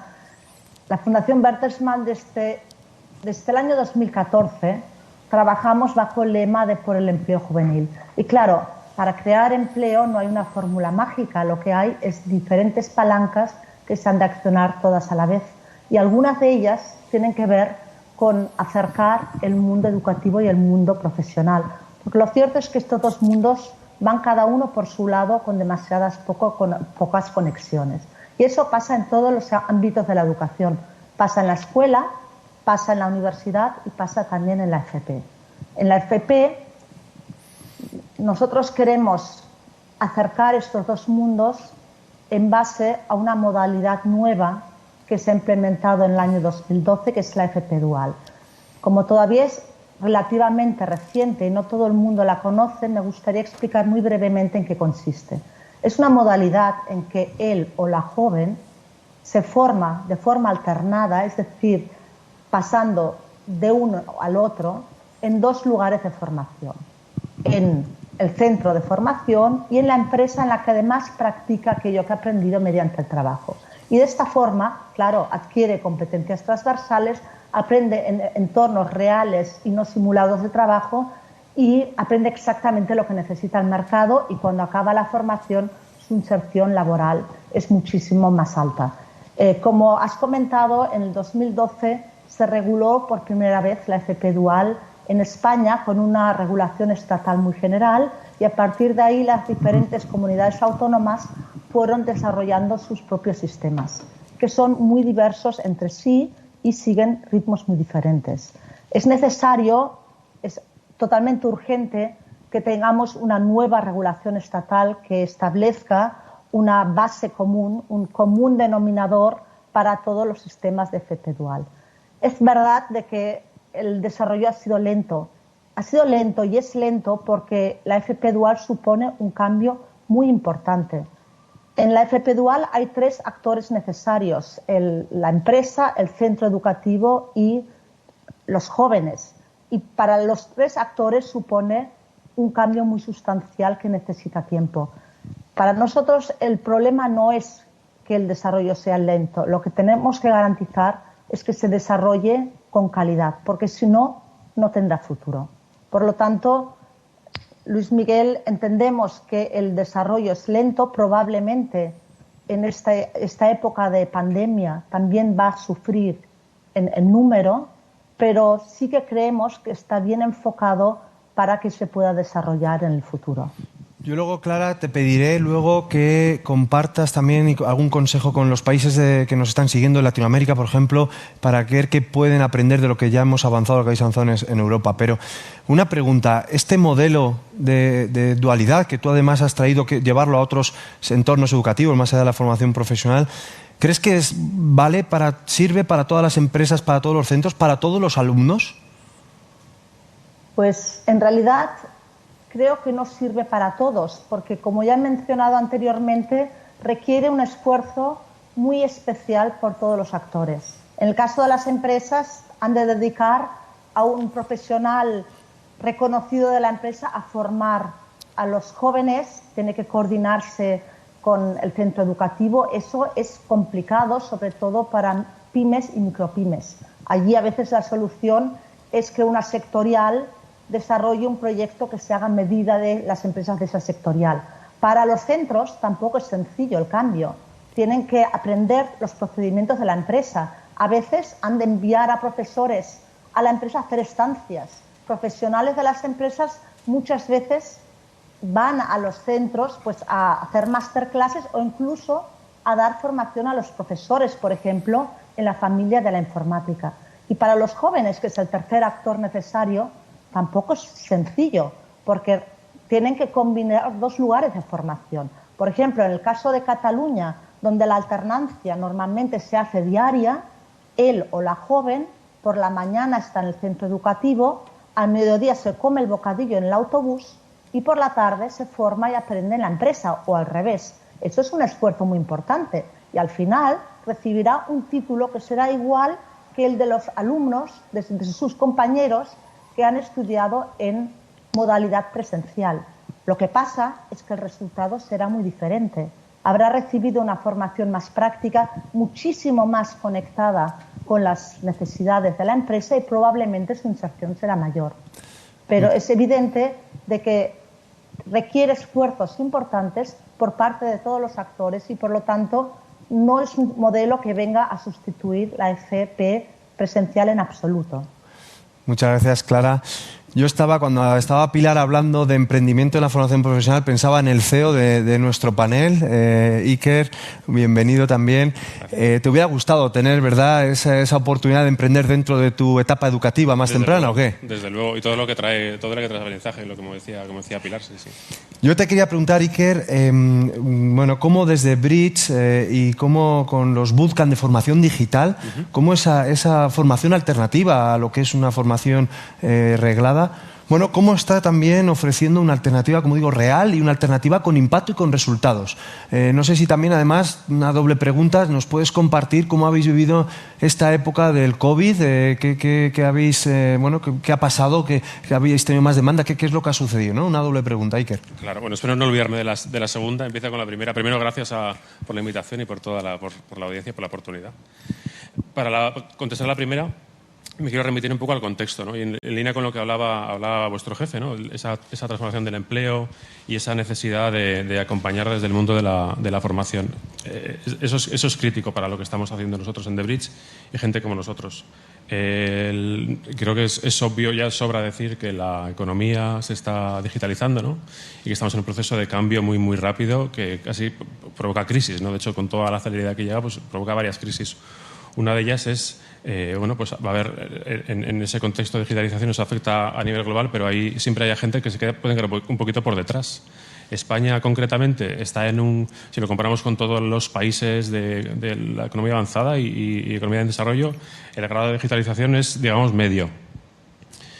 No está ni muy avanzada, pero tampoco se queda muy por detrás. En cambio, el grado de progreso, si lo comparamos en grado de progreso contra todo el resto de países, estamos bastante por detrás. Eso si lo aceleramos, ¿no? Si acelerásemos 10 años de los normales, no de los años COVID, que pasan en días, si lo aceleramos, pues corremos el riesgo de quedarnos atrás. Y nosotros creemos, como cree vuestro jefe, que la solución va a pasar por la educación. Uno de los principales frenos para que los países no gocen de ese progreso, de esa oportunidad, es tener a talento formado para poder poner en marcha iniciativas, proyectos, para poder aprovechar el capital que entra en ese tipo de economía. En otros países, digamos, esta brecha de competencias digitales se ha abordado antes, en otros países se está abordando ahora, y en España nosotros tratamos, ¿no? desde fuera del sistema, que a veces es más fácil, empujar para que eso ocurra, ¿no? El sistema está muy lastrado de regulaciones, sistema educativo, incluso políticas, ¿no? Y creemos nosotros eso, como agentes más ágiles, formadores no reglados, somos capaces de atacar eso de una manera diferente. Yo, antes de preparando un poco la mesa, me metía en la web de la Consejería de Madrid buscando dónde se está invirtiendo todo el... Sabéis que hay unos bastantes miles de millones dedicados en el plan de empleo a formación para el empleo. Y por curiosidad buscaba cuántos programas están adscritos del área de informática y tecnología, ¿no? Y salían 134, creo que eran, de 9.500, que es un porcentaje pequeñito. Pero bueno, es verdad que hay mucha formación. Buscaba referencias y a la vez veía que, por ejemplo, en hostelería y turismo, que son sectores que ahora mismo están en crisis total, había el triple de programas formativos, ¿no? Se está invirtiendo dinero público en el triple de programas formativos en ese área. Eso es una señal de que el sistema un poco va por detrás de esa crisis y cambio tan constante, ¿no? Entonces nosotros, y escuelas como nosotros, lo que hacemos es, por un lado tenemos programas muy, muy, muy enfocados. Programas que están pensados, nosotros formamos a gente que no tiene por qué tener un conocimiento previo en tecnología, en ciberseguridad, en ciencia de datos, en desarrollo web, en diseño de productos digitales, y les preparamos de cero a estar listo para trabajar en 15 semanas. en 15 semanas de trabajo, de mucho trabajo, están listos para hacer ese trabajo, ¿no? Les preparamos para hacer el trabajo y les preparamos también para buscar ese trabajo. Entonces, podemos dotar con ese tipo de formación podemos dotar a esa necesidad del mercado de trabajo, del talento que hace falta. Y bueno, pues eso es lo que es como lo abordamos. Me preguntaba sobre el COVID también. La verdad es que, pues como a todos, nos ha puesto las cosas muy difíciles.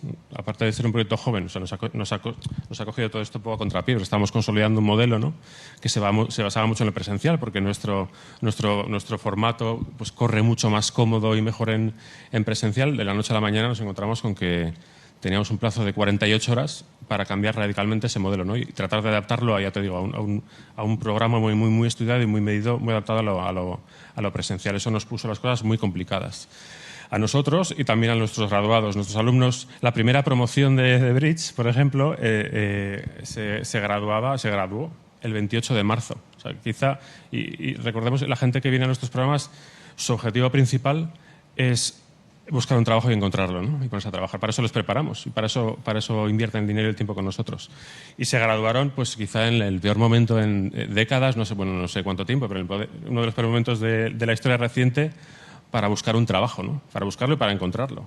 Y eso pues fue un momento complicado. Lo que también ha traído contexto bueno, como tú decías también, o sea, la crisis, bueno, como hablábamos, ¿no?, la crisis acelera mucho los cambios y como nuestro modelo está construido sobre un cambio, sobre una tendencia, pues ha traído cosas buenas. Por un lado, nosotros hemos visto cómo el empleo digital, o sea, el empleo digital ha crecido. En ese contexto de frenazo económico, nosotros recogemos datos semanales del mercado de empleo, de las vacantes que hay abiertas en nuestras áreas de formación, y en el segundo trimestre de pandemia, entre junio y septiembre, crecieron un 13% las vacantes abiertas.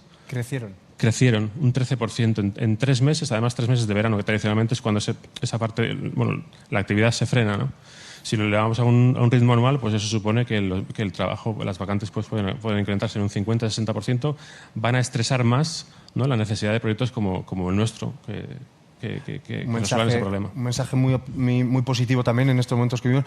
Yo me gustaría saber si esa diferencia ¿habéis notado una diferencia en el ritmo de aprendizaje del alumno entre el periodo presencial y el periodo virtual? Es una pregunta un poco arriesgada, pero no sé si tenéis datos ahí que puedas compartirnos. Datos no te puedo compartir. Lo que sí te puedo compartir, nosotros ese cambio lo hicimos con mucho miedo, porque ya te digo, lo habíamos anticipado con unas pocas semanas, pero obviamente llevábamos mucha inercia de preparación del proyecto y de diseño de los programas para el entorno presencial. Entonces lo abordamos con bastante miedo. O sea, nos paramos, lo pensamos, yo creo que fuimos muy rápidos en pasar a online, fuimos los más rápidos en volver a un modelo híbrido, pero lo abordamos con miedo y siendo conscientes de que había muchos estudiantes que tenían claro que el modelo presencial era para ellos y que por eso habían apostado por nosotros, ¿no? Y sufrimos bajas, pero sufrimos una tasa de baja de un poquito menos de un 5%. Entonces, yo creo que nosotros nos puso a prueba, ¿no?, y puso a prueba nuestra adaptabilidad, nuestra resiliencia y también la del estudiante. Nosotros tenemos la suerte, yo creo también que lo compartimos con toda la formación vocacional y profesional, que la gente tiene muy claro el objetivo que tiene detrás del programa, ¿no? Entonces, creo que va a afrontar con mucha más resiliencia cualquier problema que se encuentre por el camino. Eso nos ha pasado a nosotros. Trataremos ahora la orientación vocacional tan importante. Ignacio, muchas gracias. Además, me hace especial ilusión que estéis con nosotros en esta mesa. Un modelo de aprendizaje diferente, disruptivo. IMU Technology Institute. Nosotros tuvimos también la suerte como Fundación Telefónica de hace un año justo poner en marcha un modelo similar como 42 Madrid, donde viene a romper el paradigma de la educación, viene a romper las reglas educativas, las reglas de aprendizaje. Tenemos también aquí algún estudiante de 42 que luego igual se anima a hacer alguna pregunta. Y yo te quería preguntar un poco, Ignacio, nosotros de primeras es verdad que cuando lanzamos el proyecto de 42 Madrid como Fundación Telefónica tuvimos un rechazo por parte del colectivo de la universidad. No quisieron venir a ver lo que era y luego es verdad que poco a poco se fueron acercando y vieron elementos que podían ayudar también a incluir dentro del ámbito universitario. ¿Vosotros habéis tenido alguna experiencia similar? ¿Nos puedes compartir en esa línea? Bien, bueno, gracias Luis y a todos vosotros por estar aquí, por invitarnos a este fabuloso evento que tenéis organizado. Te diré que sí, que la palabra disrupción que has utilizado hay que utilizarla con prudencia, y también te digo pues, que el hecho de que te miren mal a veces puede convertirse en un piropo más que en un mal mirar, ¿no? Según lo entendamos. En este sentido, el modelo educativo que en Inmune proponemos pues es un modelo orientado básicamente a la empleabilidad, orientado a la formación práctica. Nuestros alumnos evitamos el modelo formativo de la teoría. Nuestros alumnos desde el primer momento están resolviendo casos, están atacando problemas reales, problemas que las propias empresas en colaboración con nosotros pues nos están ofreciendo, ¿no? Por eso te digo que, bueno, pues efectivamente es un modelo que se puede llamar disruptivo, pero en mi opinión perfectamente complementario al universitario. No hay por qué rechazar uno ni rechazar el otro, ¿no? Son dos posiciones distintas, dos modelos, y que tienen cada uno sus virtudes y sus inconvenientes, sin duda, ¿no? Te diré que yo siento que con el tiempo son dos modelos que tienen que confluir. A día de hoy creo que viajamos de forma muy paralela, pero que es razonable pensar que tarde o temprano confluirán.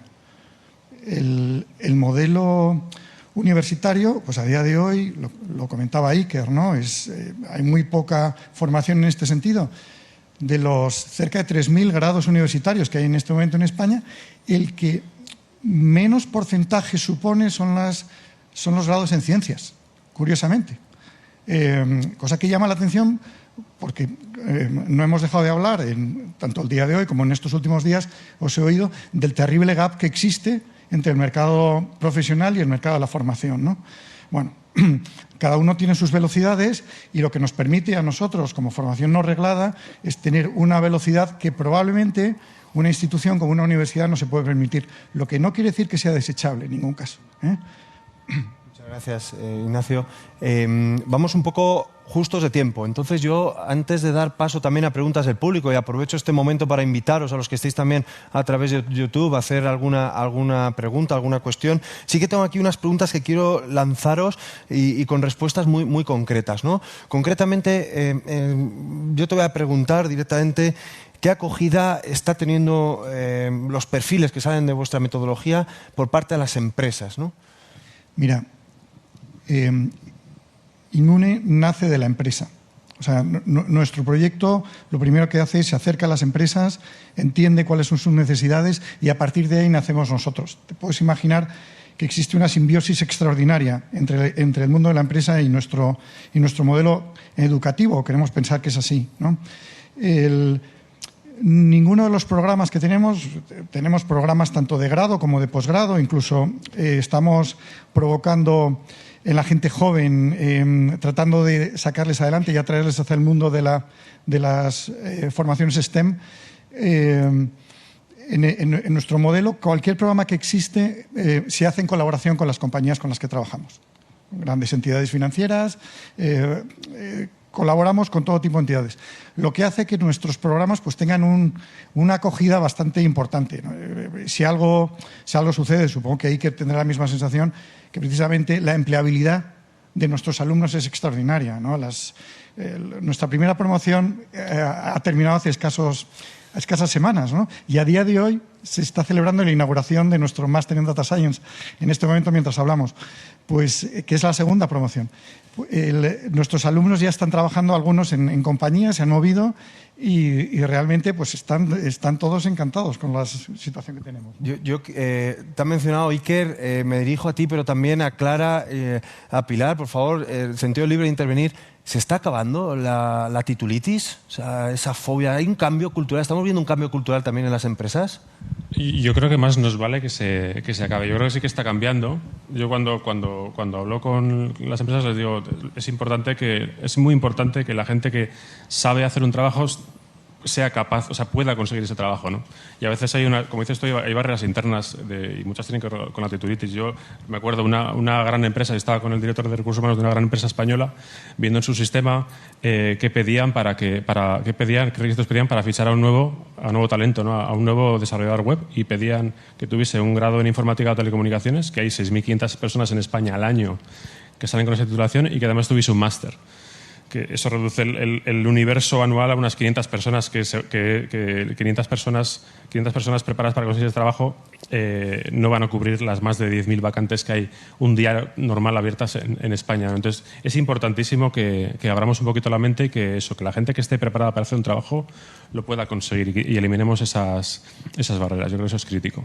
Y poquito a poco ocurre, ¿no? Hay empresas que sí que van abriendo un poco la mente. Gran empresa incluso que ha ido quitando requisito. Primero, hace unos años pedían tener un máster para hacer a cierto nivel profesional, luego bajaron al grado, luego incluso han quitado el grado, pero todavía eso falta. Y un comentario más, yo creo que es importante de cara al nuevo talento, pero también ese mismo consejo aplica al reciclaje, ¿no? Si alguien puede hacer un trabajo, tiene que poder mantener ese trabajo, ¿no? Y en todo este periodo de crisis, digamos, la solución quizá fácil pero muy fea es reestructurar, ¿no? Y sacar a gente de las plantillas y fichar talento nuevo. Eso, bueno, a través de la formación no tenemos que también abordar eso, ese reskilling que se llama de las empresas. Muchas gracias, Iker. Clara, en Barcelona, yo quiero coger, antes que ha salido el tema de la orientación vocacional, porque desde Fundación Besteman habéis lanzado un proyecto muy interesante, Excellence. Cuéntanos la importancia, ¿no?, de esa orientación profesional, esa orientación vocacional. Clara. Sí, mira, la orientación de los centros, por lo general, es bastante pobre y se suele centrar en la parte vocacional, es decir, intereses, habilidades, competencias, o en la parte académica, qué quiero estudiar y dónde. Pero la mayoría de los jóvenes que salen del colegio tienen muy poca idea sobre entornos profesionales, sobre tendencias de mercado, sobre profesiones más demandadas, y la gran mayoría de los casos tienen cero experiencia profesional. Y en esas circunstancias es cuando tienen que tomar sus primeras decisiones que son relevantes para su futuro profesional. Desde la Fundación Bertelsmann intentamos ayudar a los centros a preparar mejor a los jóvenes para su futuro, estableciendo muchos más espacios de reflexión, facilitando más información de contexto y también primeras experiencias laborales ya durante la etapa escolar. Y en este sentido, hemos creado el marco Excellence, que es un marco de calidad en orientación que consta de 10 dimensiones que debería abordar cualquier centro educativo que quiera facilitar una orientación que sea completa de calidad. De estas 10 dimensiones, la mitad se refieren al entorno laboral. Los centros, mediante una herramienta de autodiagnóstico, pueden ver cómo está su centro en relación a la orientación y pueden recibir apoyo y recomendaciones para iniciar mejoras en los ámbitos que consideren. Y paralelamente, las consejerías pueden ver datos agregados de los centros de su comunidad para focalizar mejor los esfuerzos y los recursos. Nosotros entendemos que Excellence puede suponer realmente un antes y un después en la orientación por varias razones, porque es muy sencillo de usar, porque se puede usar por cualquier tipo de colegio, privado, concertado, público, rural, porque le pone la atención o pone suficiente atención a esta parte que había quedado bastante descuidada en la mayoría de los sistemas de orientación y además porque es un sistema solvente. De hecho, nosotros bebemos de un proyecto de la Fundación Gatsby inglesa que ha sido muy exitoso y que ha sido incorporado en la legislación inglesa, de forma que ahora todos los colegios ingleses están obligados a usarla. Por lo tanto, nuestra base ya es una base muy sólida. Gracias, Clara. Pilar, ¿quería sumar? Sí, estoy totalmente de acuerdo con lo que dice Clara. De hecho, es una pena ver cómo a lo largo del curso se van vaciando las aulas. Hay un grado de absentismo importante dentro de la FP Y es una pena muy grande porque, bueno, es un derroche de recursos impresionante, ¿no? Y ves cómo van decayendo en muchos casos la ilusión, precisamente por esta falta de orientación de los alumnos que entran a cursar un ciclo formativo sin saber muy bien dónde se están metiendo, porque les falta esa información previa, ¿no? del contexto profesional, laboral. Mismamente, esta mañana en clase yo les preguntaba, ¿y vosotras vais a saber, vosotras sabéis cuánto vais a ganar dentro de unos meses que vais a ir a la empresa? Después de esas prácticas, ¿sabéis que está cobrando un profesional de vuestra categoría? Y no tenían ni idea, ¿no? O la más espabilada ha dicho 950. Hombre, eso por lo menos, ¿no? Que es el salario mínimo. Pero es cierto, la orientación es una de las grandes ausentes dentro de la formación profesional y yo creo que urge implementarla. Yo quiero seguir contigo, Pilar, porque el miércoles le hacía una pregunta, hoy es jueves, ayer le hacía una pregunta a la ministra de Educación y Formación Profesional en España muy interesante. ¿Qué tiene que tener un buen profesor? Y yo te quiero preguntar a ti, como educadora, como profesora, ¿cómo te gustaría enseñar a ti? Bueno, pues sí, escuché a la ministra, escuché la respuesta, decía, pues un buen profesor es el que te deja huella, ¿no? Totalmente de acuerdo. Yo te diría en 0, segundos las profesoras y profesores que a mí me han dejado huella, ¿no? Una huella imborrable. Y a mí también me gustaría dejar huella en mis alumnos, ¿no? Pues ayudarles de tal manera que favorezcas su vida, su camino, aportes un valor. A mí me gustaría transmitirles que la vida es maravillosa, que la vida está llena de oportunidades, que las oportunidades están ahí a su alcance y que es muy importante que miren la vida con optimismo y con confianza. Déjame que os cuente una anécdota también de esta mañana, ¿no? Que hemos tenido un debate muy, muy bonito en clase. Estábamos en el módulo de empresa iniciativa emprendedora y les he lanzado una pregunta tratando de dinamizar un poquito la clase. Digo, pero ¿alguna ha considerado la posibilidad de montar una empresa, de tener su centro de estética? Estaba dando clase en un ciclo de estética y peluquería. Y bueno, se han quedado así un poquito temerosas, ¿no? Y una se ha lanzado y ha dicho, sí, a mí es mi sueño, a mí me gustaría mucho. Pero luego salgo a la calle y veo tantos centros de estética que pienso que mi sueño no es realista. Fíjate qué pena. ¿Por qué no va a ser realista? ¿No? Y a partir de ahí hemos empezado una conversación muy bonita, ¿no? Vale, es cierto que hay mucha competencia, pero ¿qué más hay además de la competencia? ¿Tú crees que hay algo en ti que te permita afrontar esa dificultad con alguna herramienta? Y fíjate qué respuesta más bonita me ha dicho. Sí, yo tengo mucha ilusión. Digo, pues eso es un tesoro, eso vale muchísimo, ¿no? Y para contestarte, ¿no? Si yo pudiera elegir, pediría que me dejen manipular el tiempo y el espacio a mi gusto.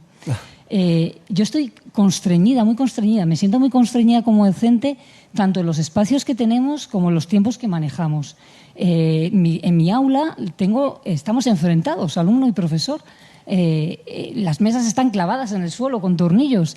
A mí me gustaría darle la vuelta a eso, me gustaría clases articuladas donde se rompe esa relación de yo enseño y tú aprendes, sino aprendamos juntos, generemos sinergias, interactuemos, ¿no? O sea, esa plasticidad de la clase que puede parecer una tontería, pero luego incide mucho en la forma de estar dentro y en la forma de mirarnos, de tratarnos y de incrementar, ¿no? También con el tiempo. Mira, en el módulo de empresa... El tiempo es el que hoy no puedo manejar muy bien. Vale, me encantaría manipularlo como tú, pero... Si quieres, en titulares, ¿no?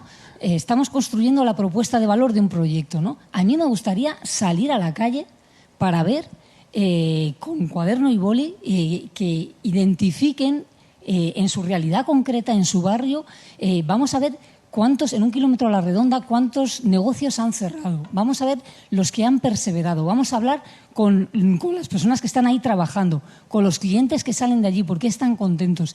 Y a partir de datos reales, identifiquemos dónde está el valor, quién está aportando valor, ¿no? Pero claro, yo tengo 55 minutos para estar en ese espacio y eso limita mucho. Justo el tiempo que tenemos hoy, 55. Gracias, Pilar. Luego traeré algunas de las cosas que has dicho que me parecen importantísimas. Tenemos aquí a algunos expertos en el público dispuestos también a lanzar alguna pregunta. Bienvenidos. En primer lugar, pues Inés, experta en educación desde hace muchísimos años en diferentes empresas y hoy liderando nuestro proyecto de formación profesional en Fundación Telefónica. Bienvenida, Inés, adelante. Hola, gracias a todos y muy interesantes vuestras reflexiones en torno al aprendizaje. Yo quería lanzar un tema que nos preocupa, creo que a todos, que es el acercamiento de las mujeres a los perfiles más tecnológicos. Creo que es un debate que está abierto, creo que a todos nos preocupa y quería saber vuestra opinión. Es verdad que hay informes que arrojan que puede ser una falta de referentes en las mujeres, puede ser también una falta de confianza en las niñas a la hora de acercarse a las asignaturas STEM.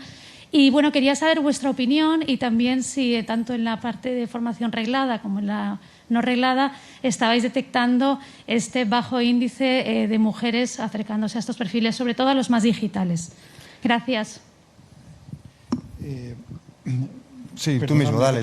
Sí, dale, Ignacio. Efectivamente existe esa falta de vocaciones en las mujeres que nosotros percibimos, sin duda, ¿no? Creo que la falta de orientación ha supuesto históricamente un efecto cultural que ha provocado pues, que se orienten las mujeres muchas veces en otras direcciones académicas. Y te diré que nosotros tenemos en lo que podemos, ¿no? Porque yo creo que esto es un trabajo de todos y de cada uno de nosotros. En las extraescolares que montamos, que buscamos vocaciones para las carreras STEM, pues sí que tratamos de fomentar mucho que las niñas de 15 y 16 años se incorporen a estas clases.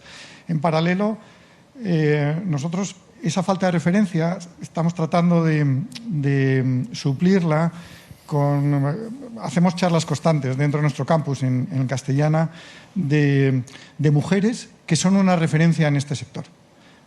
Se llaman dialogues, son cada mes y medio aproximadamente, y sí que es verdad que a nosotros nos da mucha satisfacción porque estamos sintiendo que tienen mucha acogida entre las mujeres. Y bueno, pues poco a poco, ¿no? Poco a poco. Es un cambio cultural que tendrá que correr su tiempo. Pero sí que es verdad que yo creo que está en marcha ese cambio, ¿no? Esta pregunta ha generado mucho interés. Quiere Clara, pero primero por orden de petición, Iker quería sumar. Sí, gracias. Nosotros, nuestra primera promoción, el 10% fueron mujeres solo. Y no nos lo creíamos y eso nos dolió muchísimo. Y bueno, yo venía de trabajar en formaciones específicas para digitalizar las skills de mujeres. Pusimos en marcha un programa que llamamos For Women in Tech, ahora os cuento un poco cómo era muy rápido. Ahora tenemos un 60% de mujeres en el campus, eso pasó en 3 meses. Entonces, lo que hace falta, esto requiere que haya un poquito más de foco. Yo creo que antes hablabais de las vocaciones, hay que hacer un poquito también a veces un poco marketing del futuro, ¿no? Y de la oportunidad. Las mujeres, pues oye, por lo que sean, no tienen esos referentes, o no tienen tampoco ese hábito de trabajar en este tipo con este tipo de trabajos, y hay que hacer ahí un doble esfuerzo. Nosotros lanzamos una campaña pues dirigida específicamente a mujeres. Nuestros programas estaban adaptados para que gente sin skills, sin conocimiento técnico previo pudiese arrancar, por lo cual era un canal fácil para acoger a mujeres que no venían de formación STEM, que es la mayoría, y luego se lo pusimos más fácil para matricular, ¿no? Pusimos un programa especial, un track especial para que un volumen de mujeres pudiese matricular. Hay que hacer un poquito más de esfuerzo para que eso ocurra, pero eso puede ocurrir. Gracias. Ahora voy a dar paso a Clara. Os recuerdo que podéis lanzarnos alguna pregunta a través de los canales. Tenemos gente desde todos los países, incluso de nuestros amigos venezolanos también, que algunos me están escribiendo por privado. Lanzar a los canales, que ahí lo cogemos y cogemos vuestra pregunta, ¿vale? Clara, ¿querías añadir muy corto, por favor? Sí, muy corto. En primer lugar, felicitar a Iker, porque eso es realmente un logro, conseguir un 60% de participantes femeninas en estos programas. bastantes sectores, el digital, pero también el industrial, donde hay un sesgo de género muy importante. Estos sesgos se tienen que desmontar mediante orientación. En realidad se han de desmontar en la primaria, después ya llegamos un poquito tarde. Comentaros que hay algunos programas para más adelante que han funcionado muy bien, como uno que se llama WinWit, en el que mujeres explican a chicas de la secundaria su camino para animarlas a atreverse a este tipo de caminos. Y creo que es muy importante que se hagan muchísimos esfuerzos ahí, porque si no nos perdemos la mitad del talento. Muchas gracias. A mí tengo una duda que no quiero respuesta porque igual no la tenemos, pero eso pasa en todos los países, ¿no? Ayer hablaban del modelo de Finlandia y también, bueno, pues de allí, desde Helsinki, ¿está pasando algo similar en modelos más avanzados, ¿no? Me la dejo ahí para la reflexión y para analizar en otro momento. Quiero dar paso también ahora a Javier Miranda. Javier Miranda viene del área de Educación, Formación y Empleo de Digitales, que para quien no lo sepa es la Asociación Española para la Digitalización. Javier, bienvenido. Muchas gracias. Bueno, y muchas gracias por invitarme a esta mesa que es, bueno, súper atractiva en mensajes, en contenido y en todo. Desde Digitales tenemos muy claro que la FP es una pieza, bueno, si no la pieza clave de la economía y del desarrollo social en este caso de nuestro país, ¿no? No nos podemos quedar atrás en el tema de la FP. Nosotros estamos haciendo muchísimas cosas, o sea, con INCUAL, Instituto de Cualificaciones Profesionales, con Imune también estamos haciendo una serie de cosas. Quiero lanzar un abrazo a Clara, que también estamos ahí con un proyecto súper potente de FP Dual y en Excellent, en el tema de orientación profesional.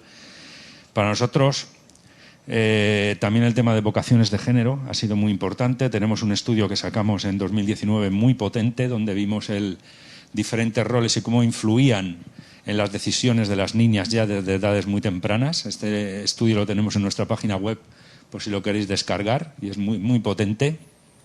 Y ya en ese estudio vimos un rol que era muy significativo en la FP, que era el tema del profesor, el tema de los profesores.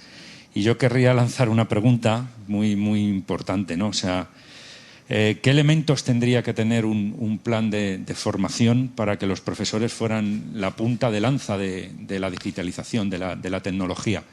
O sea, ellos, por así decir, fueran los apóstoles en las aulas del significado que tiene todo esto de digitalizar una sociedad, una economía digital, una industria digital, etcétera, etcétera. Aquí por alusiones, Pilar, te la vamos a dar a ti. Bueno, pues hola Javier. No sé muy bien cuál deberían ser esos elementos. Yo sé que el profesorado está caminando en esta dirección y que las aulas poco a poco se están digitalizando. Pues por ejemplo, mira, un ejemplo muy sencillo, muy concreto, ¿no? Por remitirnos a datos reales. Yo esta semana en clase, últimamente en clase, en lugar de pedirles que me hagan esquemas a mano, los esquemas que hemos hecho toda la vida, les pido que lo hagan con herramientas de diseño gráfico, ¿no? Que cambia muchísimo, porque eso supone un plus para el alumno, ¿no?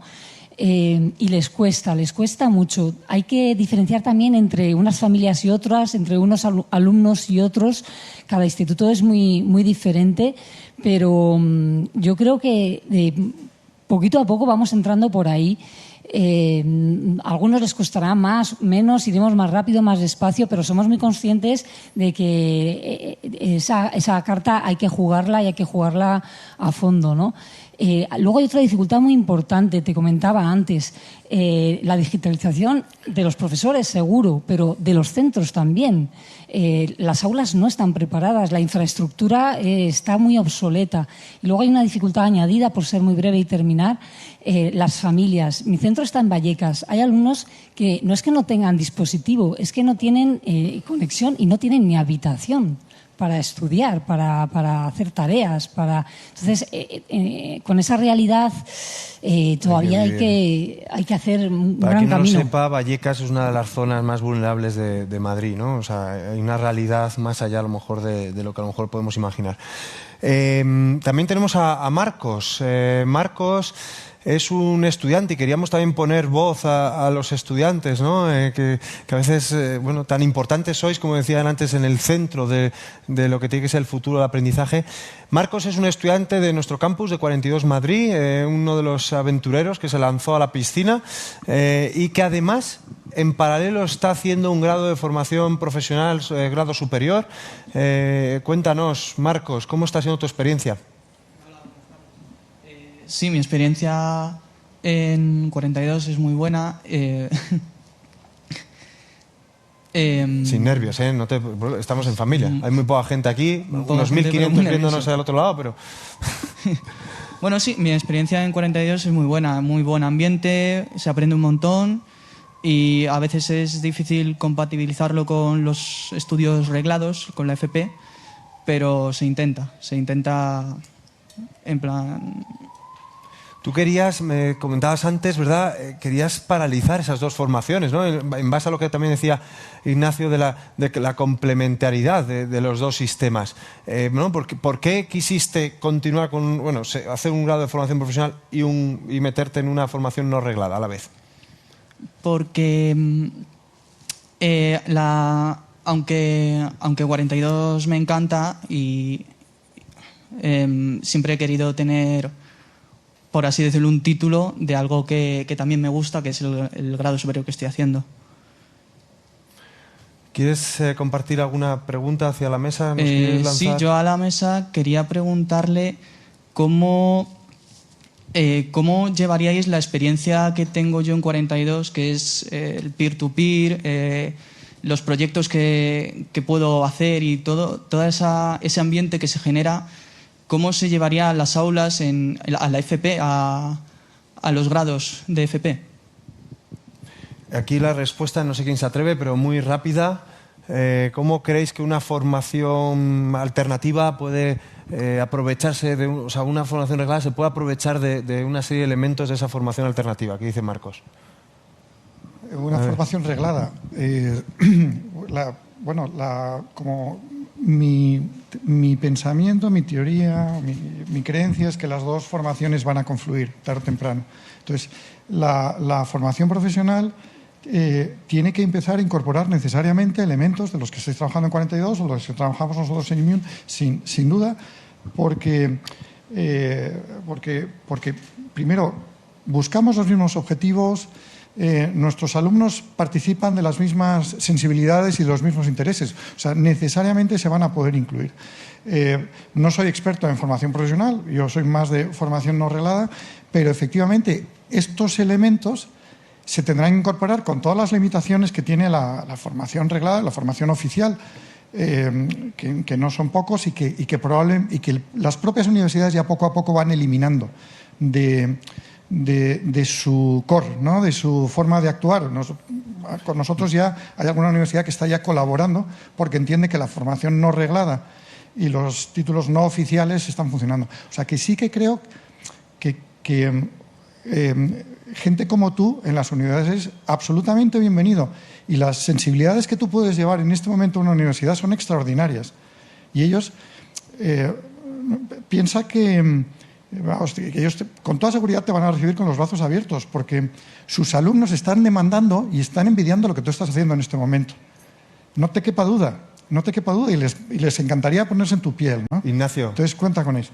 Me cortas. Te tengo que cortar, ¿eh? Nos quedan 4 minutos de mesa. Que mucho ánimo, justo ahora están llegando sentido. un montón de preguntas interesantes. Lo habéis dejado todo para el final. Hay una reflexión en YouTube de Mireille Ortiz muy interesante en torno a las mujeres. También Sofía quería preguntar un poco cómo los bootcamp de formación digital pueden de alguna forma integrarse con la formación profesional. No tenemos ahora tiempo, pero lo dejo por si en vuestra reflexión final lo queréis compartir. Y Ana María Mancera de Venezuela también nos hacía una pregunta que me ha parecido súper interesante. O sea, ¿cómo se puede guiar a los jóvenes para que no se frustren si inician luego una formación que no les gusta y acaben abandonando y dejen el sistema educativo? O sea, eso, en fin, quedaría para otra mesa. Muchísimas gracias a todos por vuestras preguntas. Estamos al final. Simplemente tenemos 30 segundos cada uno de vosotros. Quiero empezar por unos mensajes finales. Clara, en tu caso, un mensaje final para todos esos países que hoy nos están oyendo, sobre todo, como decía antes, de Latinoamérica. ¿Qué les recomendarías que en cuanto a la FP dual, a esa dualidad modalidad empresa-educación. ¿Qué recomendación les harías? ¿Qué ha funcionado? ¿Qué pueden coger? 30 segundos, Clara. Nosotros recibimos regularmente consultas de Latinoamérica.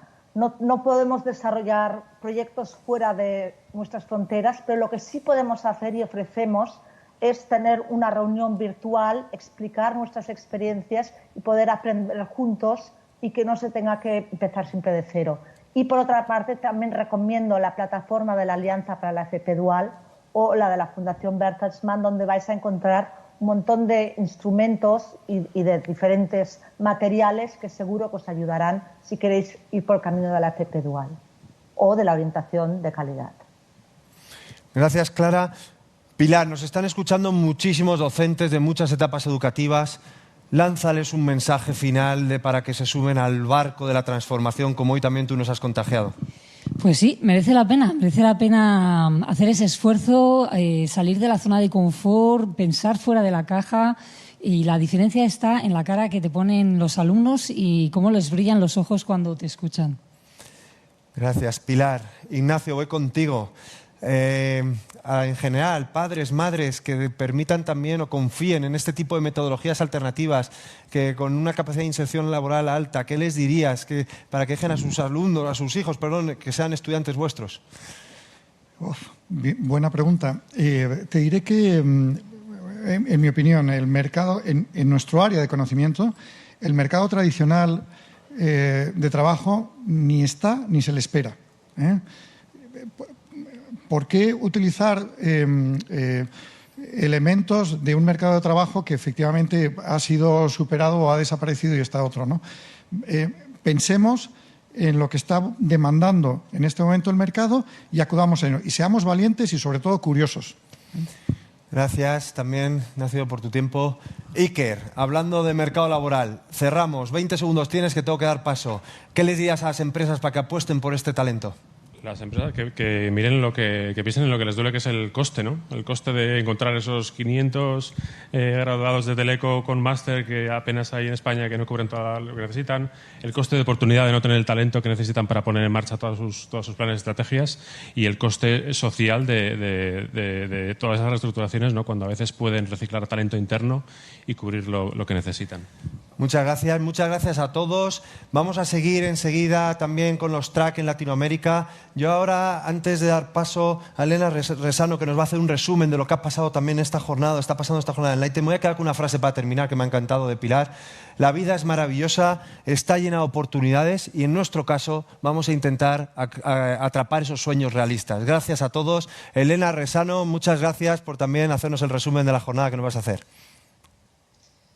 Muy buenas noches a todos. Un placer poder asomarme aquí y eso, hacer un poco el resumen de lo que habéis estado hablando ahí, de lo interesante que habéis tocado durante todo el día, ¿no? Y hemos hablado en esta jornada, bueno, cómo afrontar los nuevos retos globales en la educación superior y cómo están reaccionando también las universidades europeas. Hemos analizado ese peso creciente de la formación online, las posibilidades que tiene la minería de datos y también la importancia que tiene el bienestar mental y físico en los nuevos formatos de aprendizaje. La jornada ha empezado fuerte con un diálogo interesantísimo entre Scott Galloway, es el profesor de la New York University Stern School of Business, autor del bestseller mundial For, el ADN secreto de Amazon, Apple, Facebook y Google, un diálogo entre Scott y Diego Alcázar, es vicepresidente ejecutivo de la EA University.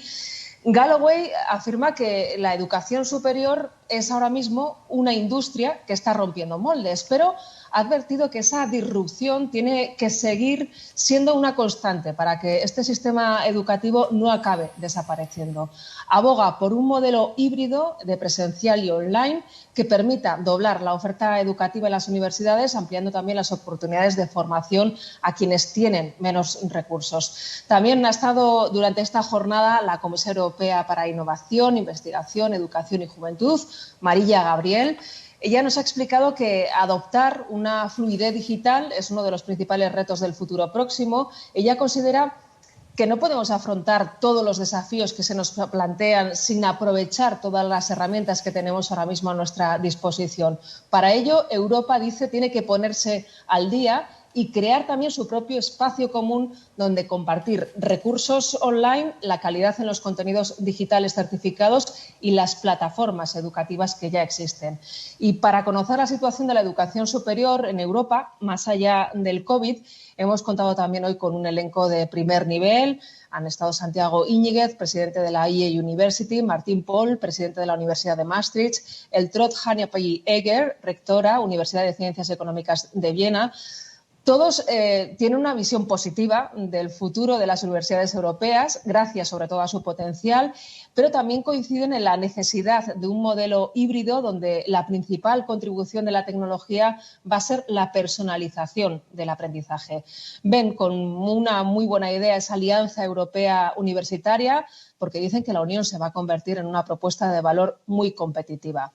En este futuro de la educación, el Big Data está jugando un papel muy relevante y lo va a seguir jugando. Ryan Baker, de la Universidad, el director del Penn Center for Learning Analytics de la Universidad de Pensilvania, nos ha comentado que antes de 2020 ya había una explosión de datos sobre los alumnos y sobre su aprendizaje, pero que estaban muy dispersos. Y como el aprendizaje online ha disparado la data disponible, la minería de datos es más necesaria que nunca para conocer el aprendizaje de los estudiantes, traquear su conocimiento y, por supuesto, importantísimo ahora mismo, motivarlos.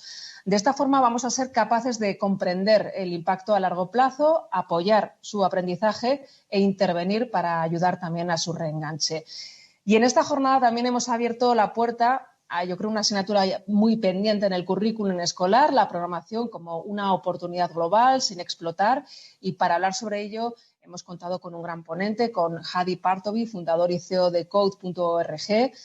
Desde su punto de vista, para responder a los grandes retos actuales, una de las claves de la educación son las ciencias de la computación.